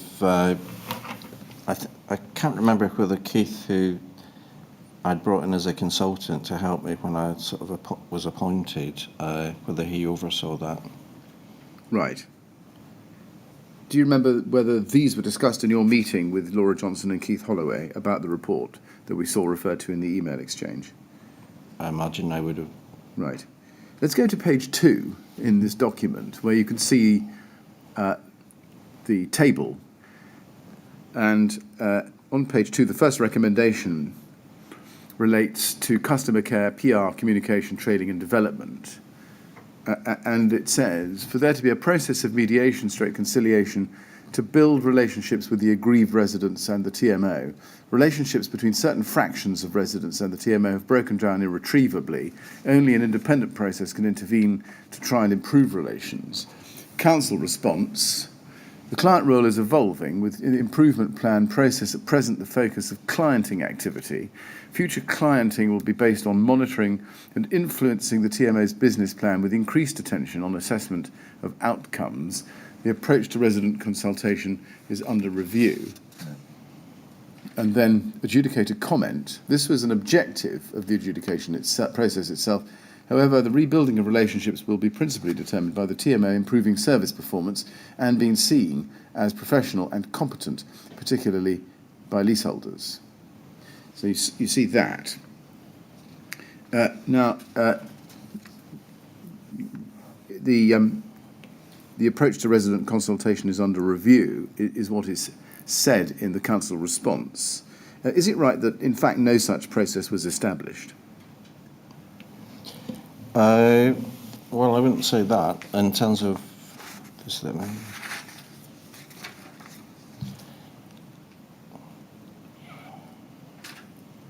So we had an improvement plan because, again, I'm just trying to remember the sequence of events. We got a breach notice from the council before, which then I had to do an improvement plan to address the breach notice, which I think was in September when it disappeared. So it went through my board, and we spent a lot of time focusing on the relationships with the certainly around the leaseholders, because there's so many issues in terms of works and capital works which were still causing concern. And an example might be Park Gardens, which I think was over 400 leaseholders sort of thing, and work had started through emergency work because some chimney stacks were falling down. I think that was 1996, and following on from that, major works were carried out across all the blocks. So the contract wasn't block by block, but the whole thing, which made it incredibly complicated, whoever agreed it. So when I arrived, the work had completed in 2008, snagging had taken part in 2009, but the leaseholders who had actually paid a proportion of the work weren't going to get the final bills to 2012. So that was one aspect of, I think, the complaint about around capital works and people not happy about how long it took things to get resolved, sort of thing. And it was actually building a relationship with a range of people across the business. Looking at recommendation 5 on page 3, where the council's TMO's response was the recent publication of a 5-year capital works programme to residents. Is that what you've just described? No, I think that's a different. This is here where even this was before the TMO freedom in 2012. We were trying to, from an asset management side, just publish sort of indicative information so leaseholders would know if there was work coming up. And I think one of the leaseholders' issues that if you just do work on a year-by-year basis, they can't plan in terms of how they're going to pay for that work, because we didn't have sinking funds in general. So I think this was our first stab at trying to, through asset management, identify works that we might be able to do, or we might be seeking to do over the next 5 years, to give leaseholders an indication of actually work coming up, so they can see, well, we might be doing work on their properties in 3 years' time. Right. So it was an early approach to try to get a business plan type approach, but it was very sort of early days stuff. Right. You say it was very early days. What else was done to respond, or by way of response, to this criticism or recommendation, item 5, a more proactive approach? Well, I think we had a home ownership team. It was called a home ownership team rather than a leasehold team, because we had not just leaseholders but some freeholders as well. And what the feedback from those sort of leaseholders, they wanted a more specific service from them. So we had a tenanted services for tenants, and we had a home ownership service for leaseholders. And that was set up by Daniel Wood. And the whole idea of that was actually for him and his team to be more proactive in engaging with our leaseholders, understanding works and costs. And in a sense, there was also a backlog of works here, which I mentioned, I think, in the statement, that there were some outstanding contracts still from, I think, about 1990, which hadn't been signed off. So the process is you do work, the leaseholder would pay some estimated costs, the work would finish, you'd have discussions and trying to get the final bill, and that would be then sort of signed off by the council. But what I inherited was quite a lot of leasehold work that hadn't been signed off, so leases hadn't had their final account.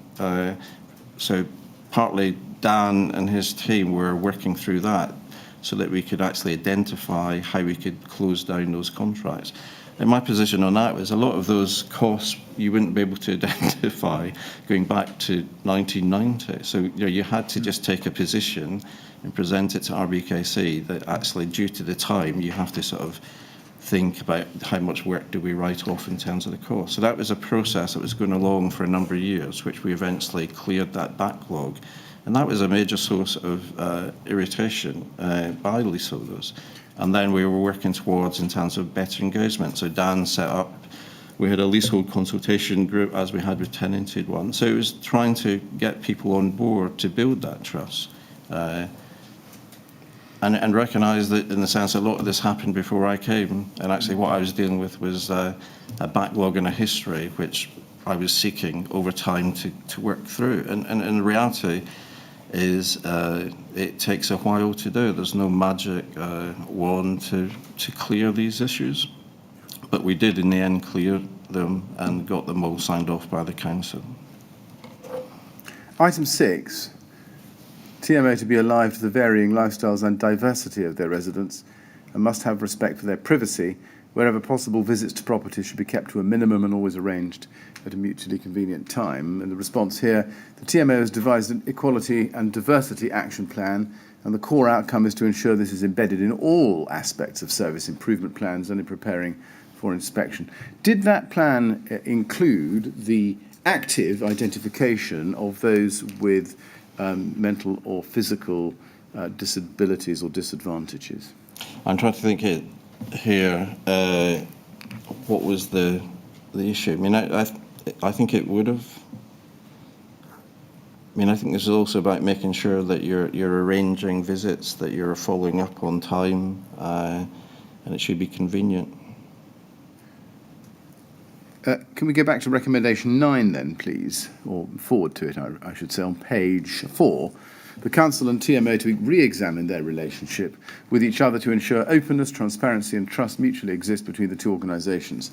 The adjudication manager experienced a them and us culture which may have existed historically but needs to be addressed for the benefit of both organisations. And then the response, changes at executive level in RBKC and the TMO have resolved this issue. How was that resolved? Was that simply you and Laura Johnson coming in and working closely together? No. What it was is that I hope there's trying to understand the background to this again is about actually engaging with a whole range of people in RBKC. So it wouldn't just be Laura Johnson and myself.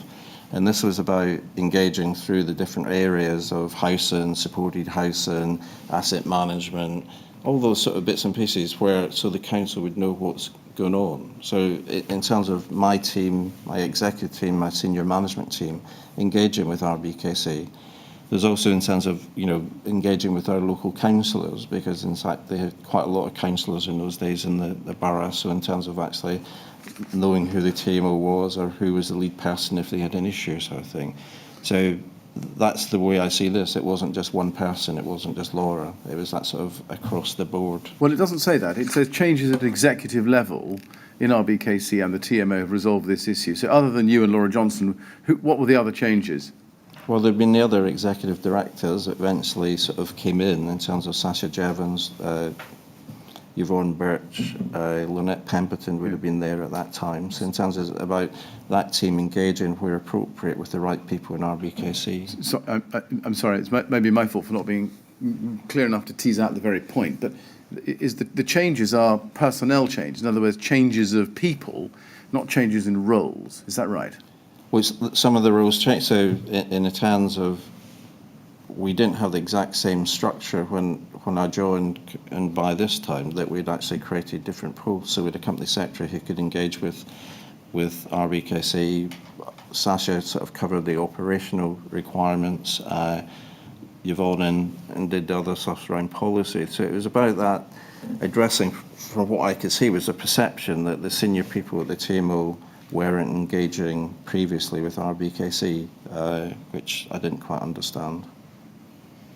What steps were taken to ensure that, at the very least, you and Laura Johnson remained at arm's length so that proper and rigorous scrutiny by RBKC, them, of the TMO, you, was not compromised? Well, they had their own client. Laura was Executive Director of Housing with a range of duties, and she had a client team whose role it was to manage the TMO in terms of the client side. Now, can we go to TMO 100374777? I want to ask you about monitoring of complaints and resident engagement. This document is a report well, this is actually the first page in the board pack for the meeting of the TMO board of the 28th of July 2011. And in it, at page 123, we can see a report by Yvonne Birch, who was then head of strategy and engagement. Do you see that? Yeah. Item 8I. And if you go to page 129, you'll see her name at the bottom.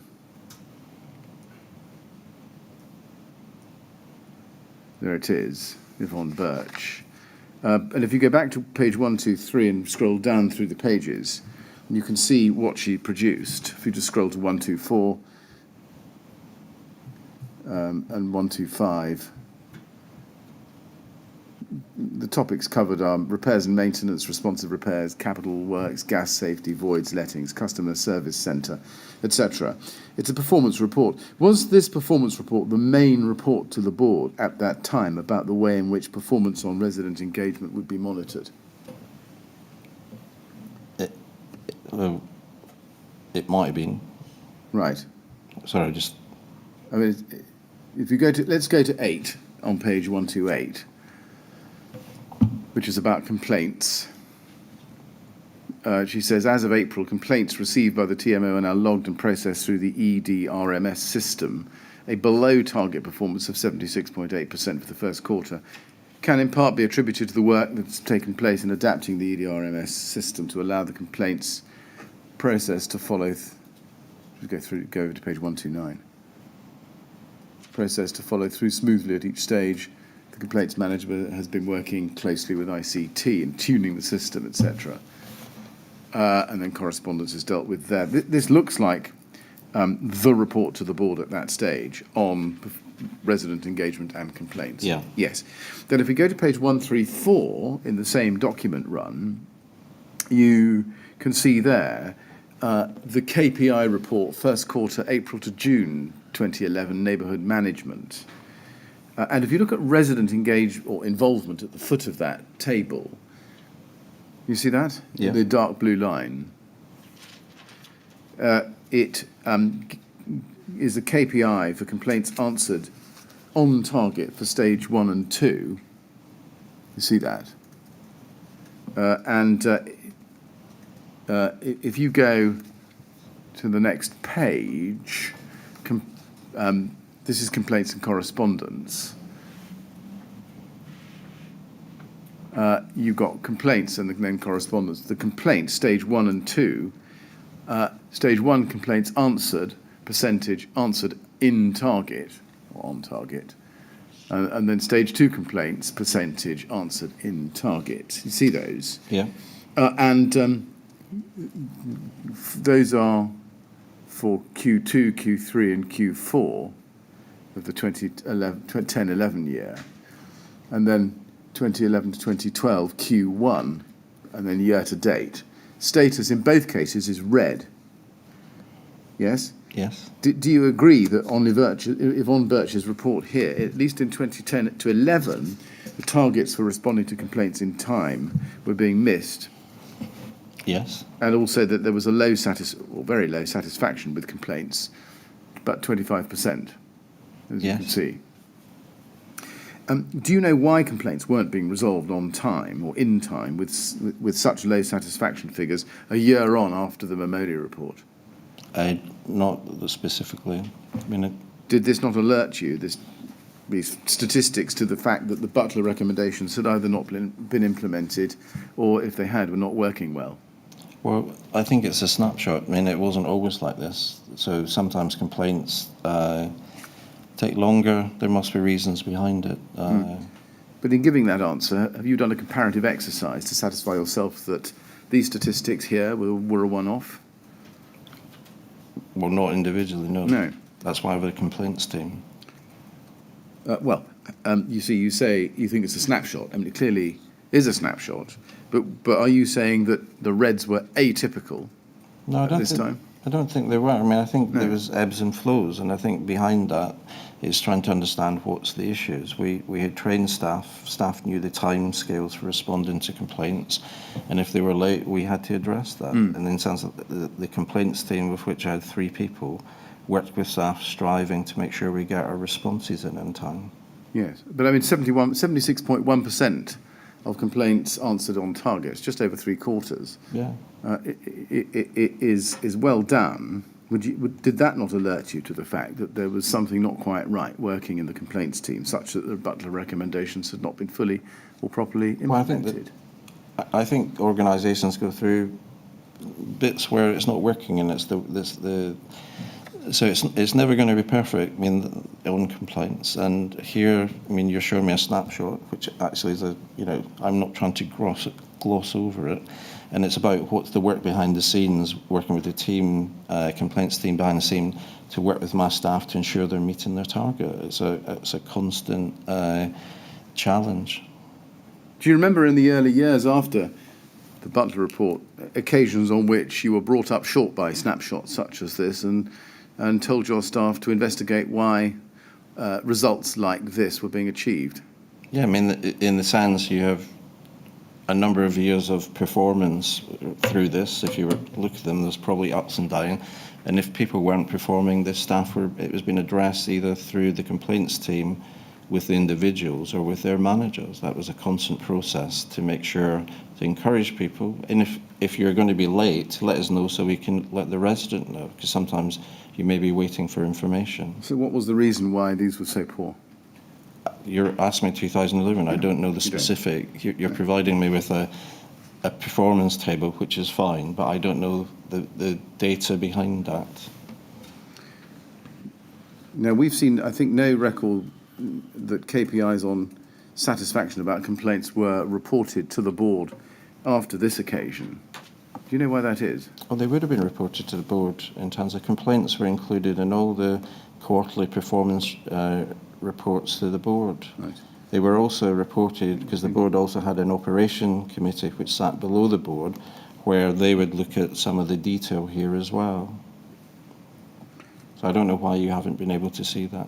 Well, I think it's my fault, perhaps. The satisfaction with handling figures were not reported on. I don't know if that changed, sorry. Right. Now, can I then ask you some questions about some specific complaints? You told us at the very start of your evidence that paragraph 167 of your statement was incorrect. If we just go to paragraph 167, at TMO 5088831. 167, in answer to the question raised, I do not recall having any direct personal interaction with any Grenfell residents, groups or forums in relation to any complaints they may have had, and I'm not aware of any having been made in relation to fire safety at Grenfell Tower or elsewhere. Any received would have been passed on to the relevant manager, but I am confident I did not receive any. And you've, as I say, you corrected that. Yes. when you came into the witness box and began to give your evidence on day 149 at page 5. Now, I just want to look at one or two complaints that you did receive. We've already seen some about the AOV from the Grenfell Tower Leaseholders Association. We don't need to go back to those. Councillor Blakeman also raised a number of complaints about fire safety directly with you, didn't she? As I recall, yes. Yes. TMO 1001859. This is an email of the 18th of December 2012 from Councillor Blakeman to Janice Ray, copied to you. You see that? And it's about OCS parking that obstructs emergency access to Grenfell Tower. So that's one example. And then there's another one at TMO 00840010. TMO 00840010, page 3 in that email run, where you will see an email to you directly from Councillor Blakeman of the 18th of February 2013, where she says, and the subject is fire safety at Lancaster West. Dear Mr. Black, putting to one side the tendentious abuse in Mr. O'Connor's email, he does raise some serious points, and I very much hope that a full and comprehensive report can be provided on the fire safety situation at Grenfell Tower.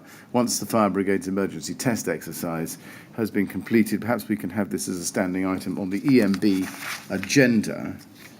So there's one coming to you. Do you remember the context of that? Not, The context was that the Carl Stokes FRA for Grenfell Tower, dated the 20th of November 2012, had been provided to the GTLA, and they had reacted to it.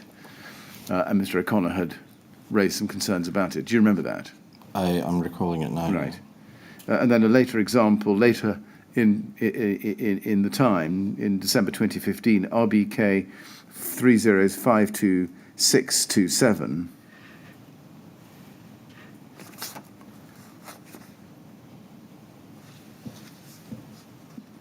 This is 10th of December 2015. Blakeman to Ray, copied to you, as well as complaints. Grenfell Tower, floor numbers 9. Dear Ms. Ray, please see attached photograph. I'm afraid short-term sticking plaster solutions like this to serious problems do not work. Given the concerns expressed by the fire brigade following the fire at Adair Tower, can we please ensure that the new floor numbering at Grenfell Tower is done properly, clearly and permanently at every floor, not in this temporary manner. I'm keeping this complaint at stage 1 for the moment, but in view of the seriousness of this matter, may have to refer it to stage 2 if there's no swift and satisfactory response. This, just for your benefit, was in the context of temporary fire action notices stuck on the walls and by the lifts at Grenfell Tower, which fell off. And this was the basis of the complaint there. That so you accept, I think she brought that complaint to your attention there. Yeah. Yes. And then TMO 00846 page 2, last email on the page. Councillor Blakeman again, 20th of March to you, well, to complaints, copied to you, and Peter Madison, dear complaints. And if we go over the page to page 3, you can see that there is a request by her for a full audit by the LFB of the installation of the gas pipes, and then a complaint about that. She says, they fear, do you see the penultimate paragraph? They fear that the way these pipes have been installed without being boxed in or provided with other protection and with the valves exposed in the stairwell is very dangerous. See attached photographs. They assert that because of the amount of the antisocial behaviour in these stairwells, sooner or later someone will try and undo the valves. Furthermore, they believe that in the event of a fire in the tower, if ignited, the pipes will cause an explosion and prevent people exiting the building. And then if we go up to page 1, we can see an email of the 22nd of March 2017, 2 days later, to you directly from Laura Johnson, sorry, from Judith Blakeman to Laura Johnson and you. Do you see that? Yeah. About a third of the way down your screen. And the title is Independent Health and Safety Inspector for Grenfell. Please find below a request from the Grenfell Leaseholders Association for funding, either from the council or from the TMO, to pay for an independent health and safety advisor to look into matters outlined by Mr. Awaderu. He was GTLA. Councillor Judith Blakeman. You see that? Yes. Now, I've shown you all of these in a row. Do you accept as a general matter that over the years, certainly from 2013 through to 2017, Councillor Blakeman made you aware on a number of occasions about complaints about fire safety relating to Grenfell Tower? Yeah. Yes. You said in your statement at paragraph 167, and I didn't understand that you resolved from that you would pass on complaints to the relevant manager. Did you yourself take an active interest in the resolution of these complaints to which Ms. Blakeman, Councillor Blakeman, had drawn your attention? Well, usually I would see a response. So if it's health and safety, I'd send it to Janice or Barbara. Did any of these concerns, or all of these concerns cumulatively, cause you to question whether fire safety was being managed properly at Grenfell Tower? No, I think there's different subject headings here you're showing me. So again, with this one you've got in front of me, this is around the actions of National Grid in terms of putting the sort of pipe work up the stairwell, which is completely different from the parking one, which I think you showed me in terms of emergency access. So some are about what's happening on the ground in the state. I mean, I'm very clear about this one in terms of actually the National Grid and the problems they were causing us. They were on several other estates as well, which were causing problems in terms of their role. They would turn up and come. Perhaps this one. I see why you say that. But in general, the picture we get over the years from Councillor Blakeman is that there were fire safety issues raised with her by the residents, which she raised with you. Yeah, and which we addressed. Yeah, yes, and my question is a more general one, which is, did any of these, or all of these cumulatively, ever cause you to question whether fire safety was being properly managed at Grenfell Tower? No. Why is that? Because, again, I can't remember all the dates. I mean, I said already, you've given me 3, and there might be different reasons for those ones. So the last one about the gas risers didn't give you concern? That gave me concern. We were all concerned about that. In fact, partly we'd finished the refurbishment. 2 months later, you've got the National Grid landing on site and starting this work. And I can understand why residents were upset as we were upset. It was the last thing we really wanted. Yes. Councillor Blakeman was a TMO board member throughout this period, wasn't she? Yes. Did that fact or her status not give you particular cause for concern, that here was one of your board members raising specific concerns, admittedly of a different kind, over a period, with you about fire safety? So I think, again, using your words, she raised things at different periods over different time, which I feel we address, and I would speak to her about it. I thought I had a fairly reasonable relationship with Councillor Blakeman. Did you yourself take any steps positively to reassure her or yourself that fire safety at Grenfell Tower was being properly managed so that these concerns, as they kept arising, would cease? Well, I think, again, there's slightly different ones. It's not the same one coming up. This one here is completely different from the previous ones. Let me ask you this. Did Grenfell Tower stand out, in your experience, as a particular building with a particular community who complained particularly about fire safety, or were they just run-of-the-mill and lots of residents and lots of high-rises in your stock complained routinely about fire safety? No. Sorry, can you ask that question? Yes, was Grenfell a special case where the people were constantly... I think I was aware of over the years, as a number of issues happened, sort of pre-refurbishment and after, that are quite different. And in the sense, with this one, we had issues in other buildings and other estates with the utility companies coming on site. So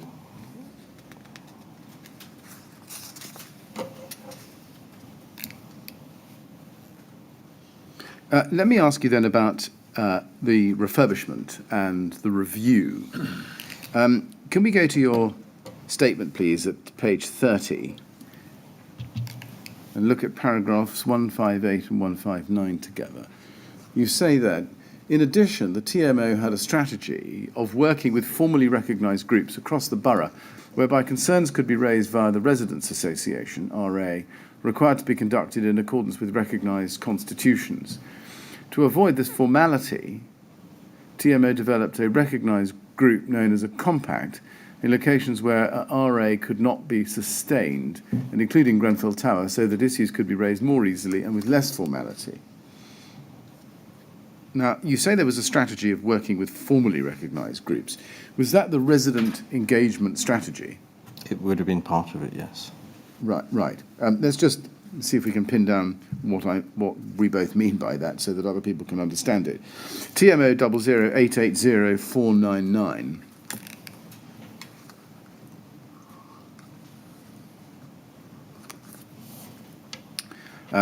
This is a document entitled Resident Engagement Strategy 2010 to 12, and it's the TMO.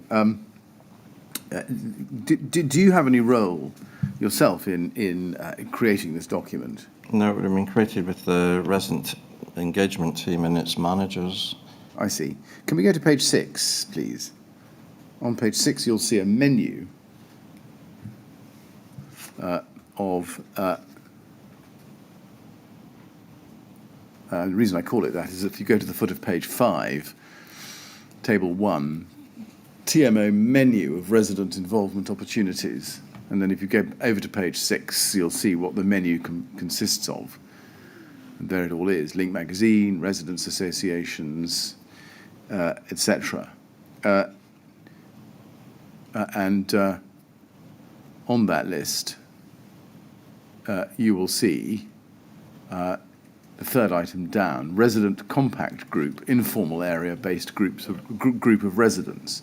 So the compact was, as it were, a formally recognised informal group. Yes, I think that's...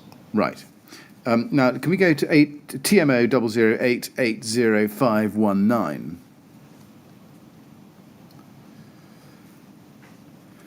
Now, this is a version of what appears to be the same document, Resident Engagement Strategy 2015 to 17. Do we take it that there was one between 2012 and 2014? I would have thought so, yes. Yes. Now, these are TMO strategies, aren't they? Yeah. They're not imposed on the TMO by RBKC or anybody else, are they? No. So if they are a TMO strategy, then is it right that formalities could be changed or waived in any given case? I imagine so. Yes.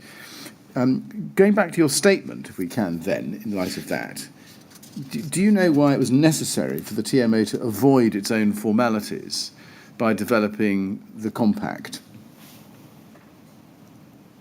So I think if you have a resident association, it's a formal private company which has a chair, a treasurer, you need to have a bank account, a cheque account, and a range of other things. You have a draft constitution that sort of is base of how you work. So that's your resident association. And I think when I started, there were 33, and by the time I left, there was 67. So in a sense, they were a formal process, but lots of estates didn't have that. Sometimes didn't have people that wanted to do that, didn't want to have that, and that was the idea of having a looser group. I see.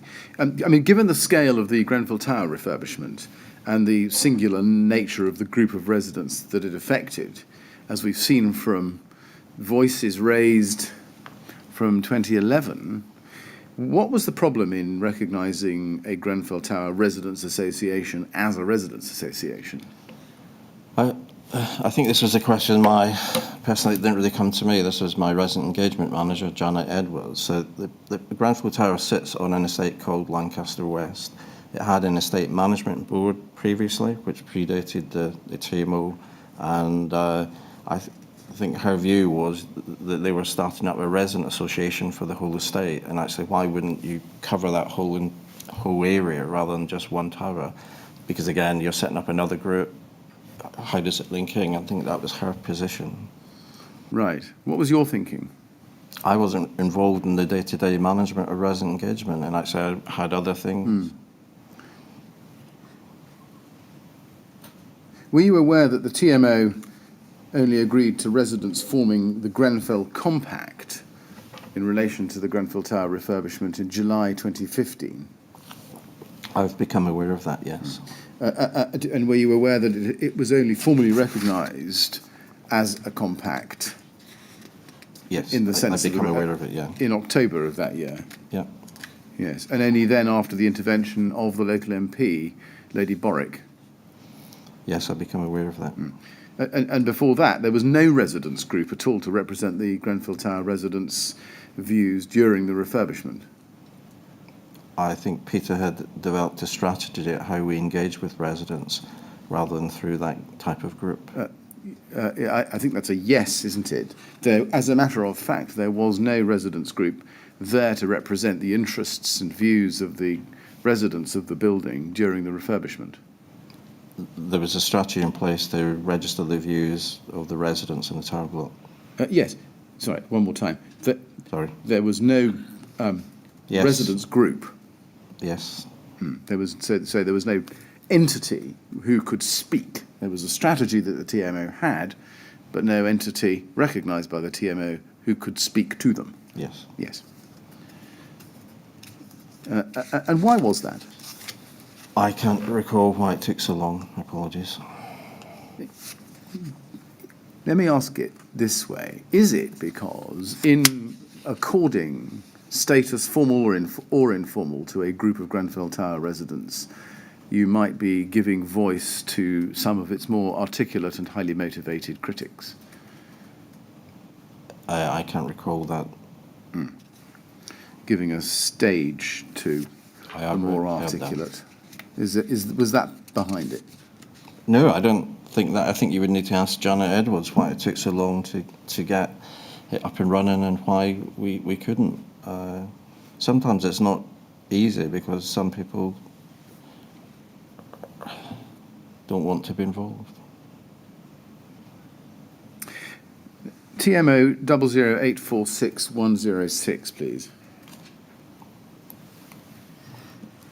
I'd like to go to page 2 in that email run and look with you at an email from Claire Williams to Peter Madison on the 13th of April 2015, where she says, subject V2 response to email of 6th April 2015.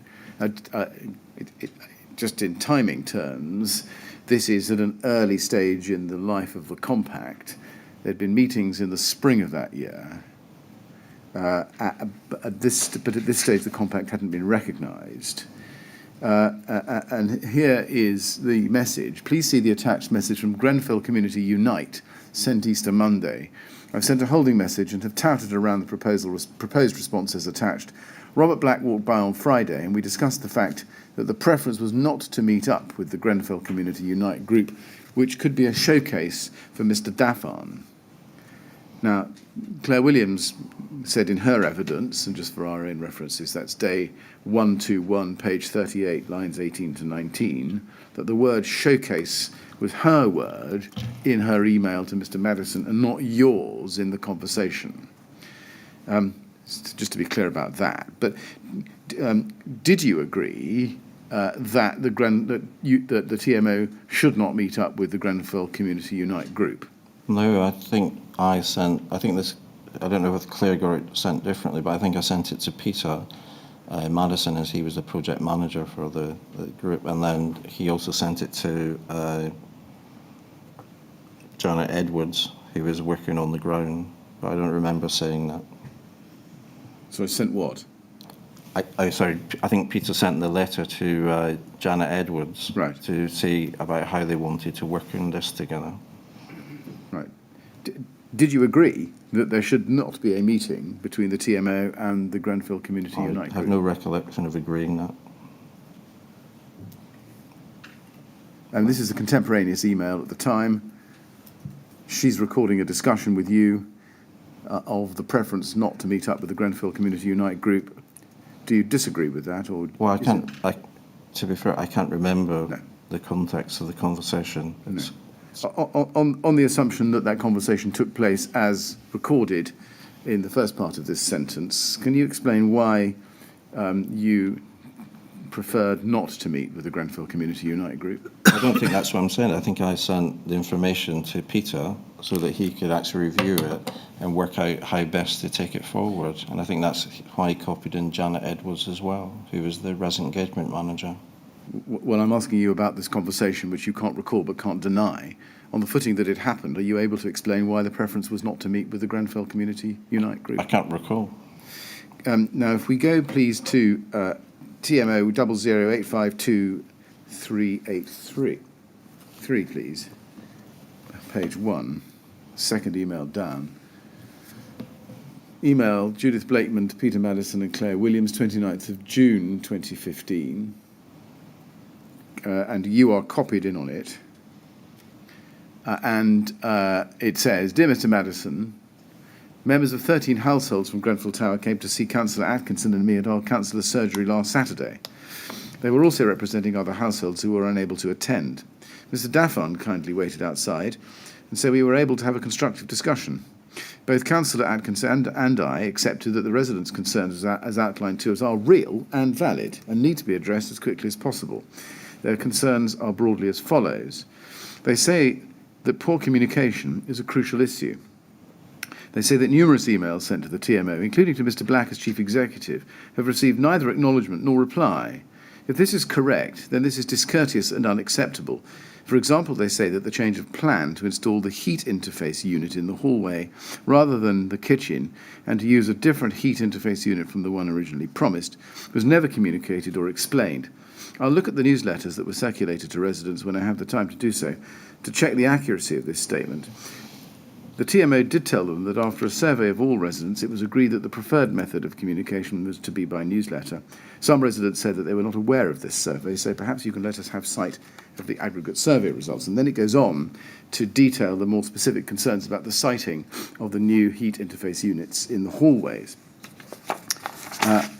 But it also talks, as you can see at the bottom of page 1 and over to page 2, particularly a third of the way down page 2, about, we'll just go to page 2, about the broken entry system, and then a third of the way down the page, the fact that water had been turned off. Now, it's a long litany of complaints about the building, which are not primarily, at least not, I think, obviously about fire safety, but are about engagement over the refurbishment. If we go to the top of the exchange, you can see that you forward the email to Sasha Jevons on the 29th of June 2015, and you say, Sasha, can you review? This is a bit worrying. Now, first, did Sasha Jevons review and report back to you? I think so. What was her report? I can't recall at this stage. We haven't, I think, seen anything to that effect. But now, it's right, isn't it, that at this point, this is now late June 2015, that the TMO had not met residents of Grenfell Tower since your discussion with Claire Williams in April 2015, the one that you can't recall. Were you concerned that they had resorted to going to a councillor's surgery for help rather than coming directly to the TMO? No, I was concerned that, in the sense that we had 2 resident liaison officers from Rydans on site. We had the project manager, whose role it was to manage issues, and I was concerned that why weren't these issues being reviewed and resolved on site when they were there.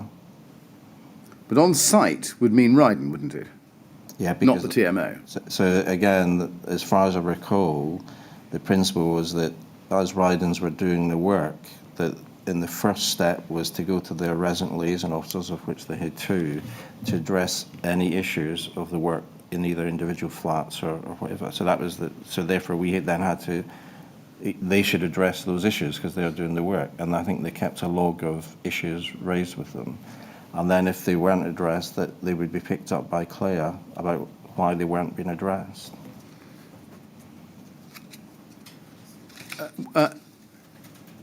And I can't say why there isn't correspondence with Sasha on this, unless it's come from Peter. And what about the TMO's officers who were there to deal with residents' complaints? Were you not concerned that they were not involved as part of this exercise? Well, I think at this stage it was addressing issues of the work with Rydans through the process that we'd agreed with the contractor. Well, you see, in the second paragraph it says, as I've read to you now in detail, that poor communication was a crucial issue, and they'd sent emails to the TMO, including you. Well, I mean, I can't understand that.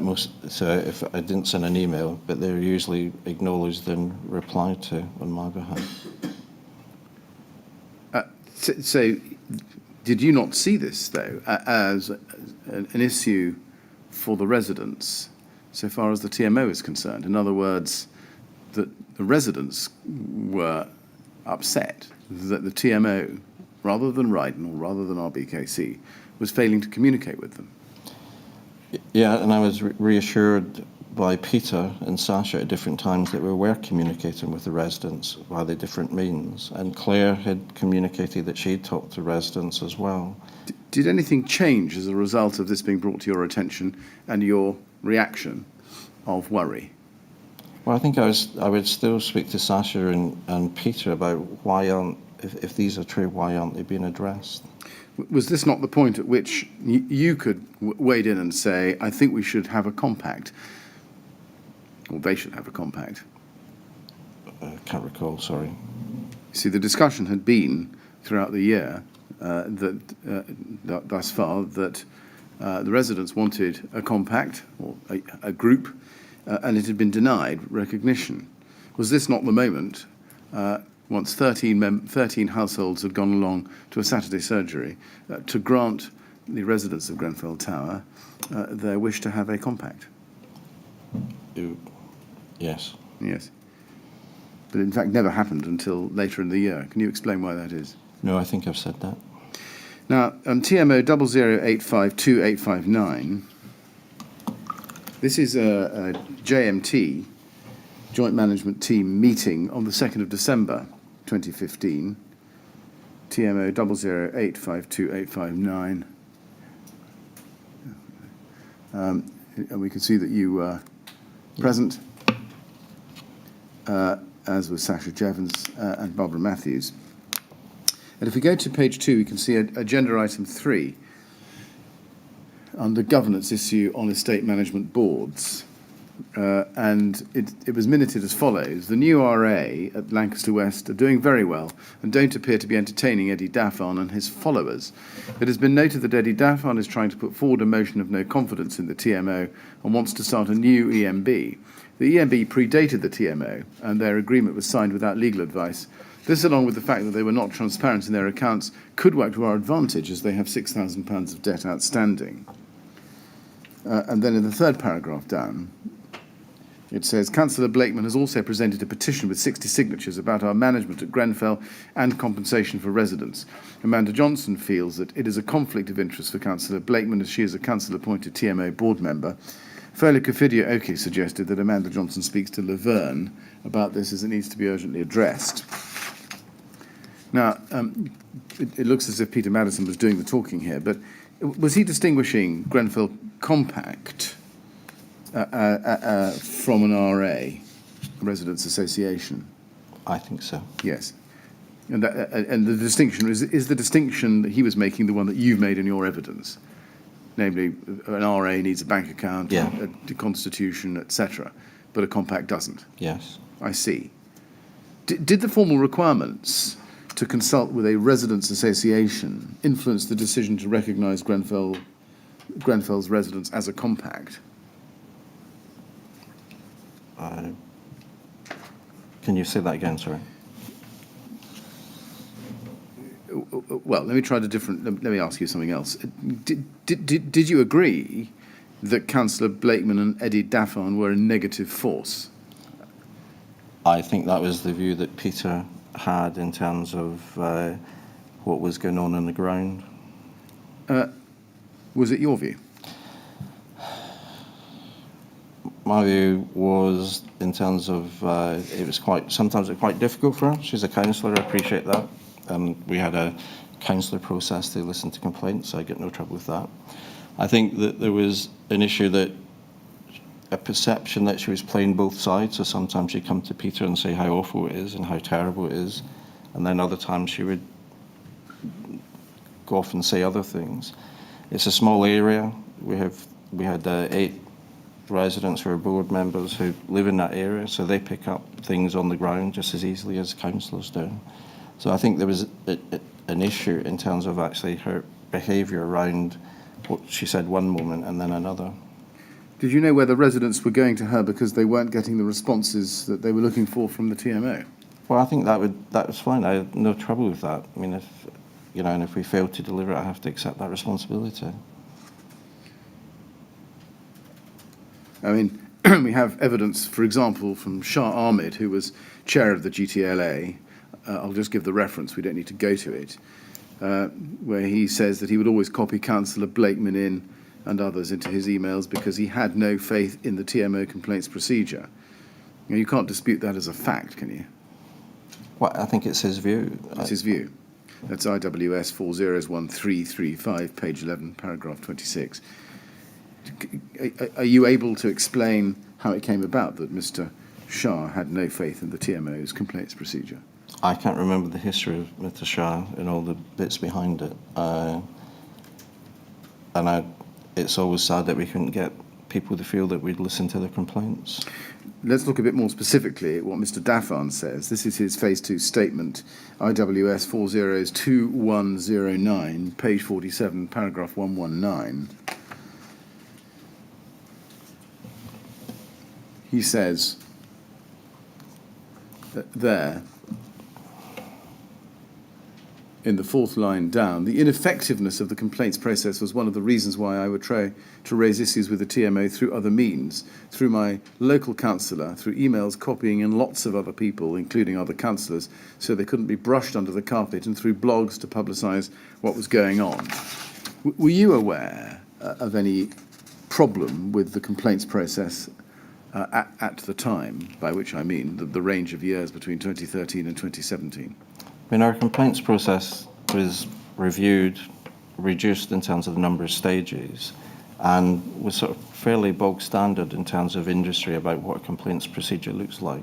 3 stages, 2 stages were officers, 1 stage was board, and then after that you had the option of either going to the independent house and ombudsman, or if a leaseholder, if there's a specific complaint, you might go to a leasehold valuation tribunal, an LVT. So I think the system is sort of quite normal. I think historically there'd been too many stages. A lot of organisations found that out. So the whole idea was try to make it faster, so that if someone was still unhappy, they could go to the independent house and ombudsman. But as a matter of impression, though, was the fact that residents were going to Edward Daffon, someone described those people as his followers, but going to him rather than the TMO with complaints, or going to Councillor Blakeman with complaints rather than the TMO, was that not indicative of a general problem with the complaints process? I think it's a general problem of trying to deal with some people who, I don't know. I think we struggle sometimes in terms of trying to manage the issues, but I feel my staff did try to respond to it, and I think I didn't really ever have a relationship with Mr. Daffon, and that is quite difficult, I think, for lots of people. What's difficult for lots of people? Trying to build a relationship with Mr. Daffon. I don't want to personalise this.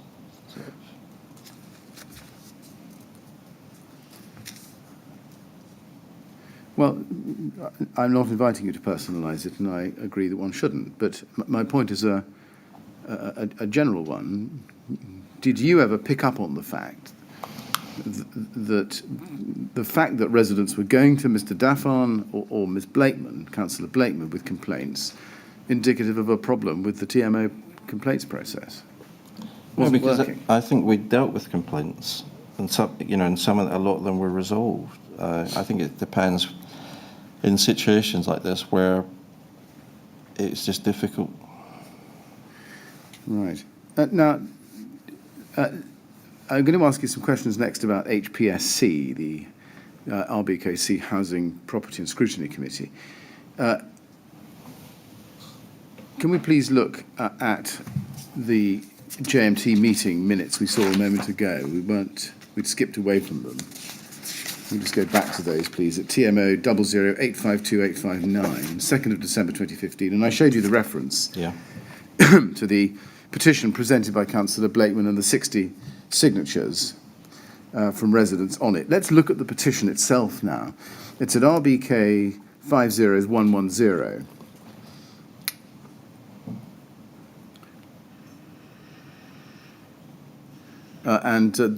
There it is. The signatures start about halfway down your screen with David Collins number 1 and Tunde Awadera number 2.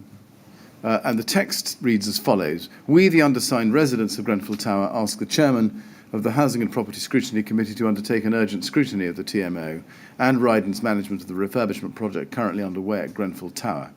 Time and again, residents' views have been ignored or downplayed. Despite interventions from our MP Victoria Borwick and our ward councillors, our day-to-day concerns are belittled and sidelined. While we recognise that once completed, the tower will at long last be fit for the 21st century, during this process we have had to endure living conditions that at times have been intolerable. We understand that the council will be commencing a major programme of regeneration throughout the borough, and that this may involve refurbishment rather than demolition of some other tower blocks. In view of this, it is vital that all the lessons from the Grenfell Tower project are learned, so that the terrible daily living conditions inflicted upon us for so long are not replicated elsewhere. As part of this investigation, the residents of Grenfell Tower ask that their views and experiences be canvassed and included in the scrutiny report.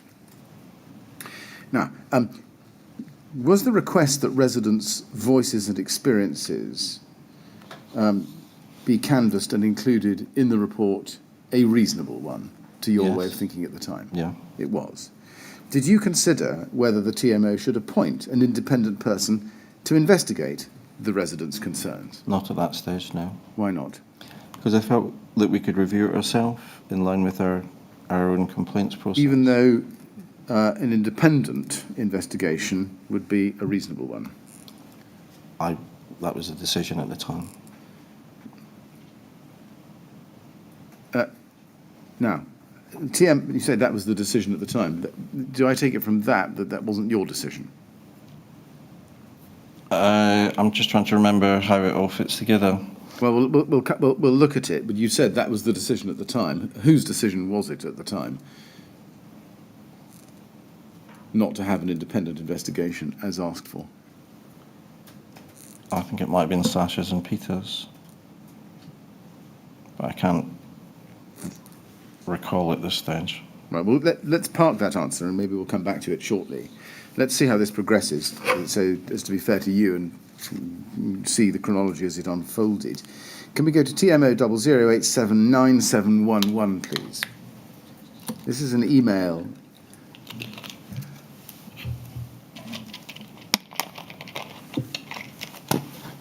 halfway down your screen from Laura Johnson to you on the 9th of December 2015, so a week after the petition, and it's also sent to Peter Madison.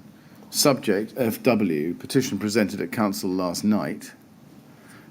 Peter and Robert, please see below. I shall arrange for a response to be drafted to the petition that says that we will not be undertaking a comprehensive survey of residents' views and the performance of Ryden, but we'll discuss the petition at the next Housing and Property Scrutiny Committee. I'll discuss with you what information we may wish to make available to members on the night to help aid the discussion. Now, Laura Johnson, well, did you read Laura Johnson when you read that email as opposed to the petition request that the residents of Grenfell Tower's complaints be investigated? Independently. Well, oh, sorry. No, not independently. Yeah. She says, we will not be undertaking a comprehensive survey of residents' views and the performance of Ryden. When you read that, and I suppose it's obvious really, did you understand her to be opposed to the petition request for their complaints to be investigated? Well, clearly she was. See. Yes? Yes. Yes. Had you discussed this petition with Laura Johnson before she wrote to you on the 9th of December? I can't recall. Did her response to you come as a surprise? I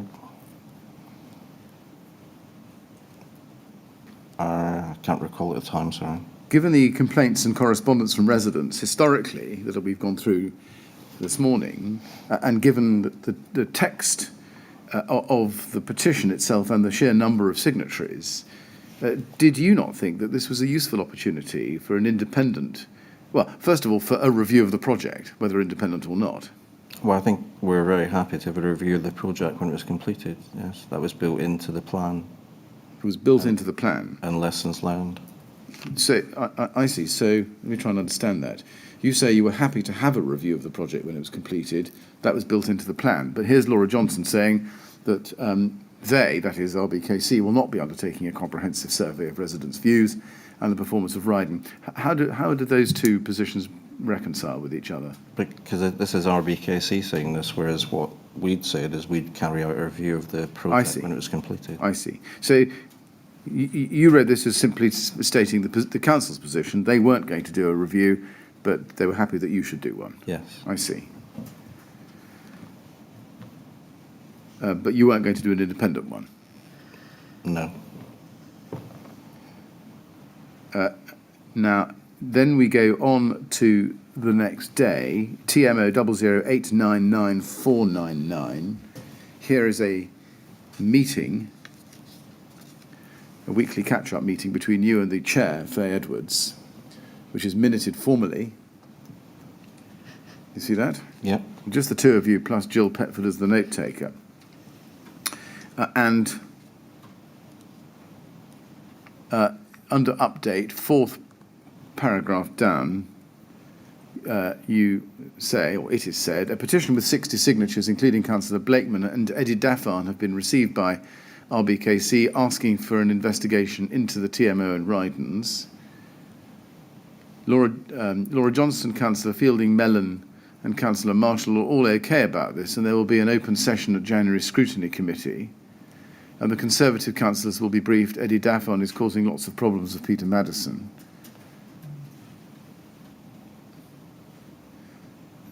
And then it goes on about another set of signatures from Verity Close, asking for an urgent and thorough investigation into the management culture at TMO. And if you look at the very first item at the top of the page, you can see there's also a point about Councillor Blakeman sending large amounts of emails, and it is becoming an issue. If you look on,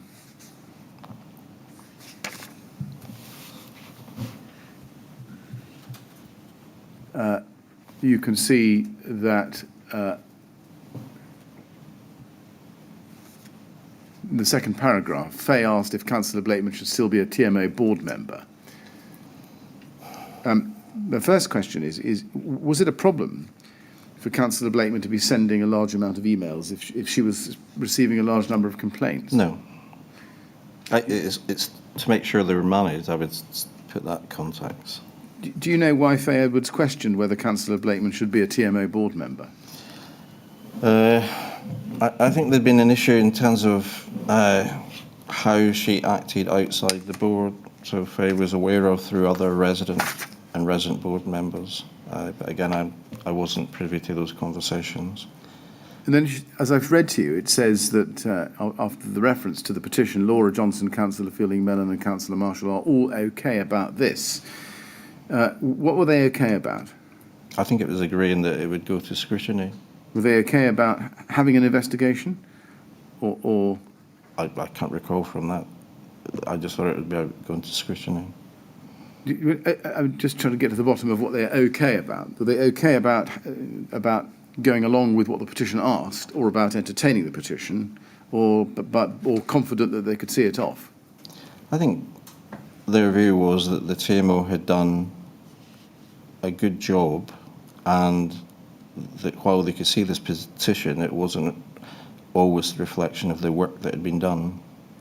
So from a political point of view, they seem to be saying that, you know, we can manage this. And if you look immediately below that, you can see that there was a second petition, also with 60 signatures, from Verity Close, for an urgent and thorough investigation into the management culture at the TMO to identify and remedy endemic negligence, incompetence and other malpractice. And then below that, there's a letter received from the Residents' Association at Nottingwood House, complaint there. By the end of this year, this is 2015, this rather suggests that at that time residents' concerns with the TMO management were not unusual. Is that fair? No.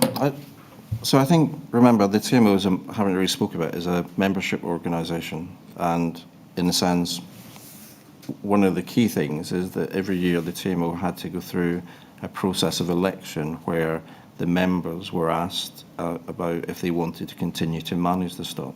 So we had 10,000 homes and we had 5,600 members, which for a membership organisation was not bad.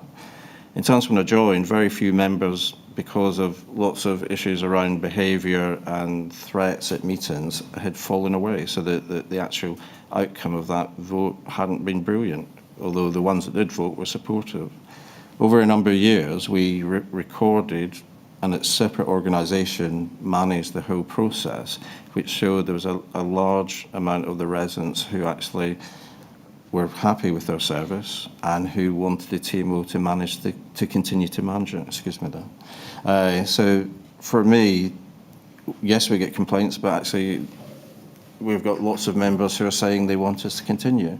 And in 2013, the other thing a TMO has to do is have a thing called a test of opinion, where you ask not just your members, but actually your non-members if they want us to continue to manage the stock. And again, that was quite interesting because I think, please forgive me if I get the number wrong, I think it was roughly 3,420 people voted favourably, 85%, to say they wanted the TMO to manage the stock. The majority of them were non-members, so these were people who actually just lived in their homes, weren't members, but actually wanted to continue. So, in a sense, for me, while I recognise the point you're making about the detail, also the job to look at the big picture stuff in terms of, as a TMO, do you have a membership that's actually taking part in your democratic processes? And I think the track record shows that over a period of 8 years, we increased membership, we increased the number and diversity of people who are members, and we increased the number of people taking part in that vote. We also recorded satisfaction. So again, when I started, I think satisfaction was 54%, if I recall properly. After we knocked on all 10,000 doors to ask people's opinion, we got 75%. And when we continued year on year, people were recording high levels of satisfaction. So that's just some context. So in terms of actually what the board is looking at, have you got members who are happy to vote for you? The EMB predated us, so we had members who were EMB members and TMO members, so sometimes it's a bit confusing down there. So in terms of that's what we reported. So recognising, I can't make everybody happy, and there were people, obviously, as you've shown me, who were very unhappy. And we sought to try to resolve things as best we could.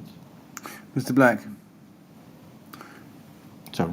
This document shows that at the same time, the end of 2015, TMO is in receipt of 2 petitions, each bearing 60 signatures. Was that a regular occurrence? No, I can't remember. I obviously can recall the Grenfell petition, but I can't recall what the other one was, just reporting this to my board. How often did you, in your time from 2009 to the 14th of June 2017, get 60 signature petitions asking for urgent and thorough investigations? Not often. Not often. No. So did the fact that 2 came along at once not rather strike you, that something might have been going wrong? As I say, I'm struggling to remember the second one, even though it's recorded, so apologies. Let's go to RBK 50116.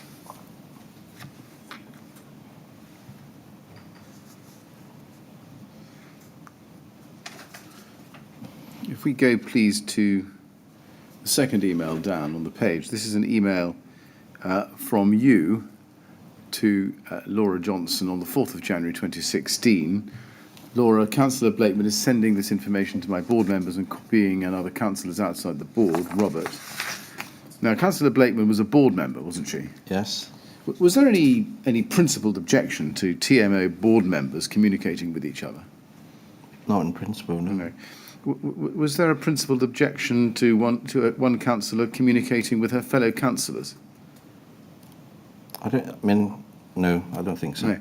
Was there a principled objection in Councillor Blakeman sending information to the members of the TMO board? No. I can't recall whether the company secretary had issues with that. You can't remember? One way or the other? I can't recall at the moment, sorry. Right, well then, you can't recall. I would suggest to you that there can be no principled objection to Councillor Blakeman, whether as councillor or as director, sending information to the TMO board.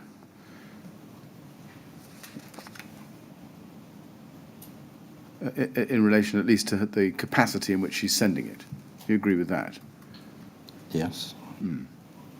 Now, if we go to page 2, we can see what it is that is being sent. This is the email from Councillor Blakeman the same day, earlier in the day, to a range of people. And we've skipped, I think, too quickly onto page 2 due to my enthusiasm. But if we can see the foot of page 1, we'll see who is being emailed. You are, and we have Jeff Zitron and Peter Chapman, who I think were also board members, weren't they? Yeah, they were independent ones. They were the independents, yes. And copied to John Sweeney, Councillors Atkinson and Lashari, and Lady Borick. And then over the top to page 2, please. Dear colleague, it's a pity. She says that the board discussion this evening on Grenfell Tower is to take place in the confidential part of our agenda, but also a pity that the briefing note for the board cannot be made available to the residents. I'm therefore forwarding an email from the Grenfell Tower Compact, which I hope will give you some sense of the way that the residents are currently feeling. And in the second paragraph, she says that the petition was to address what she calls very real concerns, very real, serious and ongoing concerns of Grenfell Tower residents. And then if you look at the end of the third paragraph, she says, residents of Grenfell Tower do not wish the problems they have been experiencing to be replicated elsewhere, and it is therefore vital that the TMO and the council learn the lessons of Grenfell. Now why was the discussion about Grenfell Tower confidential, to be placed in the confidential part of the agenda?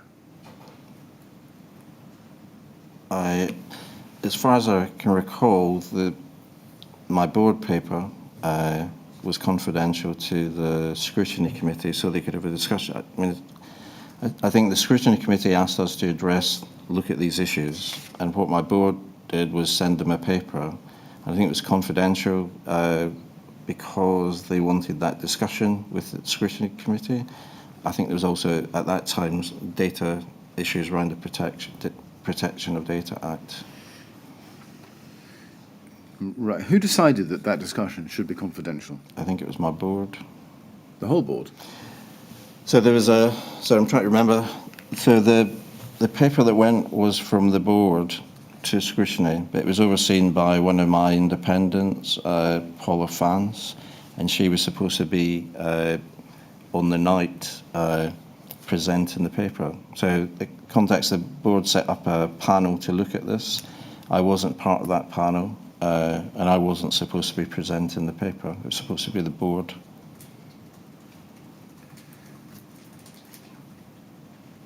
Was it Paula Fance then who decided that this part of the discussion should be confidential? I can't recall. I think it was the board. Did you share Councillor Blakeman's view that this was an opportunity to learn lessons from the Grenfell Tower refurbishment for the future? In the future, yes. Now, can we go to RBK 50113? This is an email that you sent to Laura Johnson the same day, 4th of January 2016, about 15 minutes later, in which you forward to her for information the draft paper Councillor Blakeman wanted to take to scrutiny. You say, Laura, for information and draft paper she wants to take to scrutiny. Again, she's sending stuff to my board and others outside it. I feel like going home. Yeah. Now, it was only 10 to 1. Why did you feel like going home? Tired. Right. Was that really not actually more of an expression of your discomfort with Councillor Blakeman raising issues with councillors about Grenfell? No, I think it was just a general reflection of how I was feeling. Right.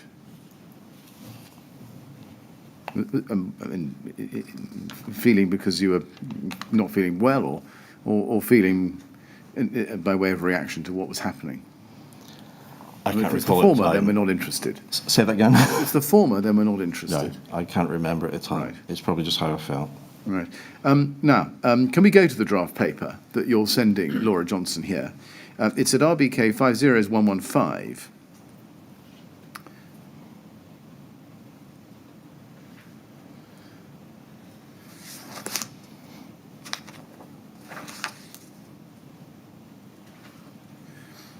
and it's entitled Some Suggested Learning Points from the Grenfell Tower Refurbishment Project.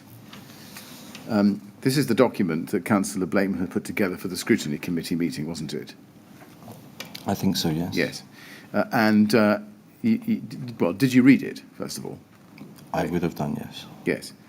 But if you look at the main headline recommendations, let's look at them quickly. We'll scroll down. The first is communications must be delivered honestly and transparently to all residents, and if anything changes, this should be communicated immediately and with clarity. Number 2, tell residents everything they need to know at the start of the project, not during it or at the end. And it goes on in that vein. We scroll down to page 1, bottom of 1 over to 2, make sure the TMO knows and understands the personal circumstances of every resident and ensures it makes special arrangements when these are needed. It gives examples of each. Respite facilities, lines of communication, different consultation mechanisms so that the TMO is not accused of picking residents off one by one. Language issues, literary issues. And then 7 on page 3. Appoint an independent residents advocate with direct access to senior TMO management together with a dedicated member of TMO staff to collate and progress all inquiries and concerns about the project while it is running. First, looking at those main headline recommendations, and I haven't shown them all to you, do you agree that on reading them, they were reasonable and sensible? Yes. Yeah. She provided examples for each recommendation, didn't she? Yeah. Did they strike you at the time as sensible examples, proportionate? They look like. Yes. If we look at 7, as I've shown you, the independent residents advocate, in the example, she says, my email box shows that I had over 300 email exchanges with the TMO in 2015 alone on Grenfell Tower matters. That's a lot, isn't it? Yes. Yeah. And she appears to share your concern that she was sending too many emails about Grenfell, but has come up with a rather different conclusion, doesn't she? Yeah. She says the TMO should consider whether it's sufficiently well staffed to deal with everything that a major refurbishment project will inevitably generate. If all inquiries, visits and meetings were channeled through one independent advocate and a dedicated TMO officer, this could save a huge amount of effort for everyone. What did you make of that? I mean, I think if we were to do another tower, then in a sense I would have, in principle, not against it. I think because we felt that Grenfell had 2 full-time people built into Ryden's contract to deal with issues that arise from the work, that was enough. And also that we had Claire Williams involved in the project and Peter overseeing it. I mean, so therefore, you know, I will accept that one of the things I would have to accept is that, you know, if I was to do it again, I would probably look at doing this. Right. But she was telling you that when it happened again, you should look at doing it. That's what this was. So why were you so resistant to it? What, for going forward to the future? Yeah. I don't think I was. I think, again, that was partly when we finished the project, and the idea was to actually do the review at the end, is to pick up all these points, and then that would have been picked up at that time. Because this was going forward. It wasn't about then and now. Indeed, it's lessons learned, isn't it, going forward? I don't think we've seen any documents, correct me if I'm wrong, where you fasten on this particular instance and say, this is a very good idea, let's do that in future. It clearly didn't work for Grenfell. We don't see anything like that. Okay. Can you explain why that is? No, I can't explain. No. Mr. Chairman, is this a convenient moment? Yes, I think it is. Thank you very much. Mr. Black, we'll have a break now so we can all get some lunch. Yep. We'll resume at 2 o'clock, please. And again, please don't talk to anyone about your evidence while you're out of the room. Thank you.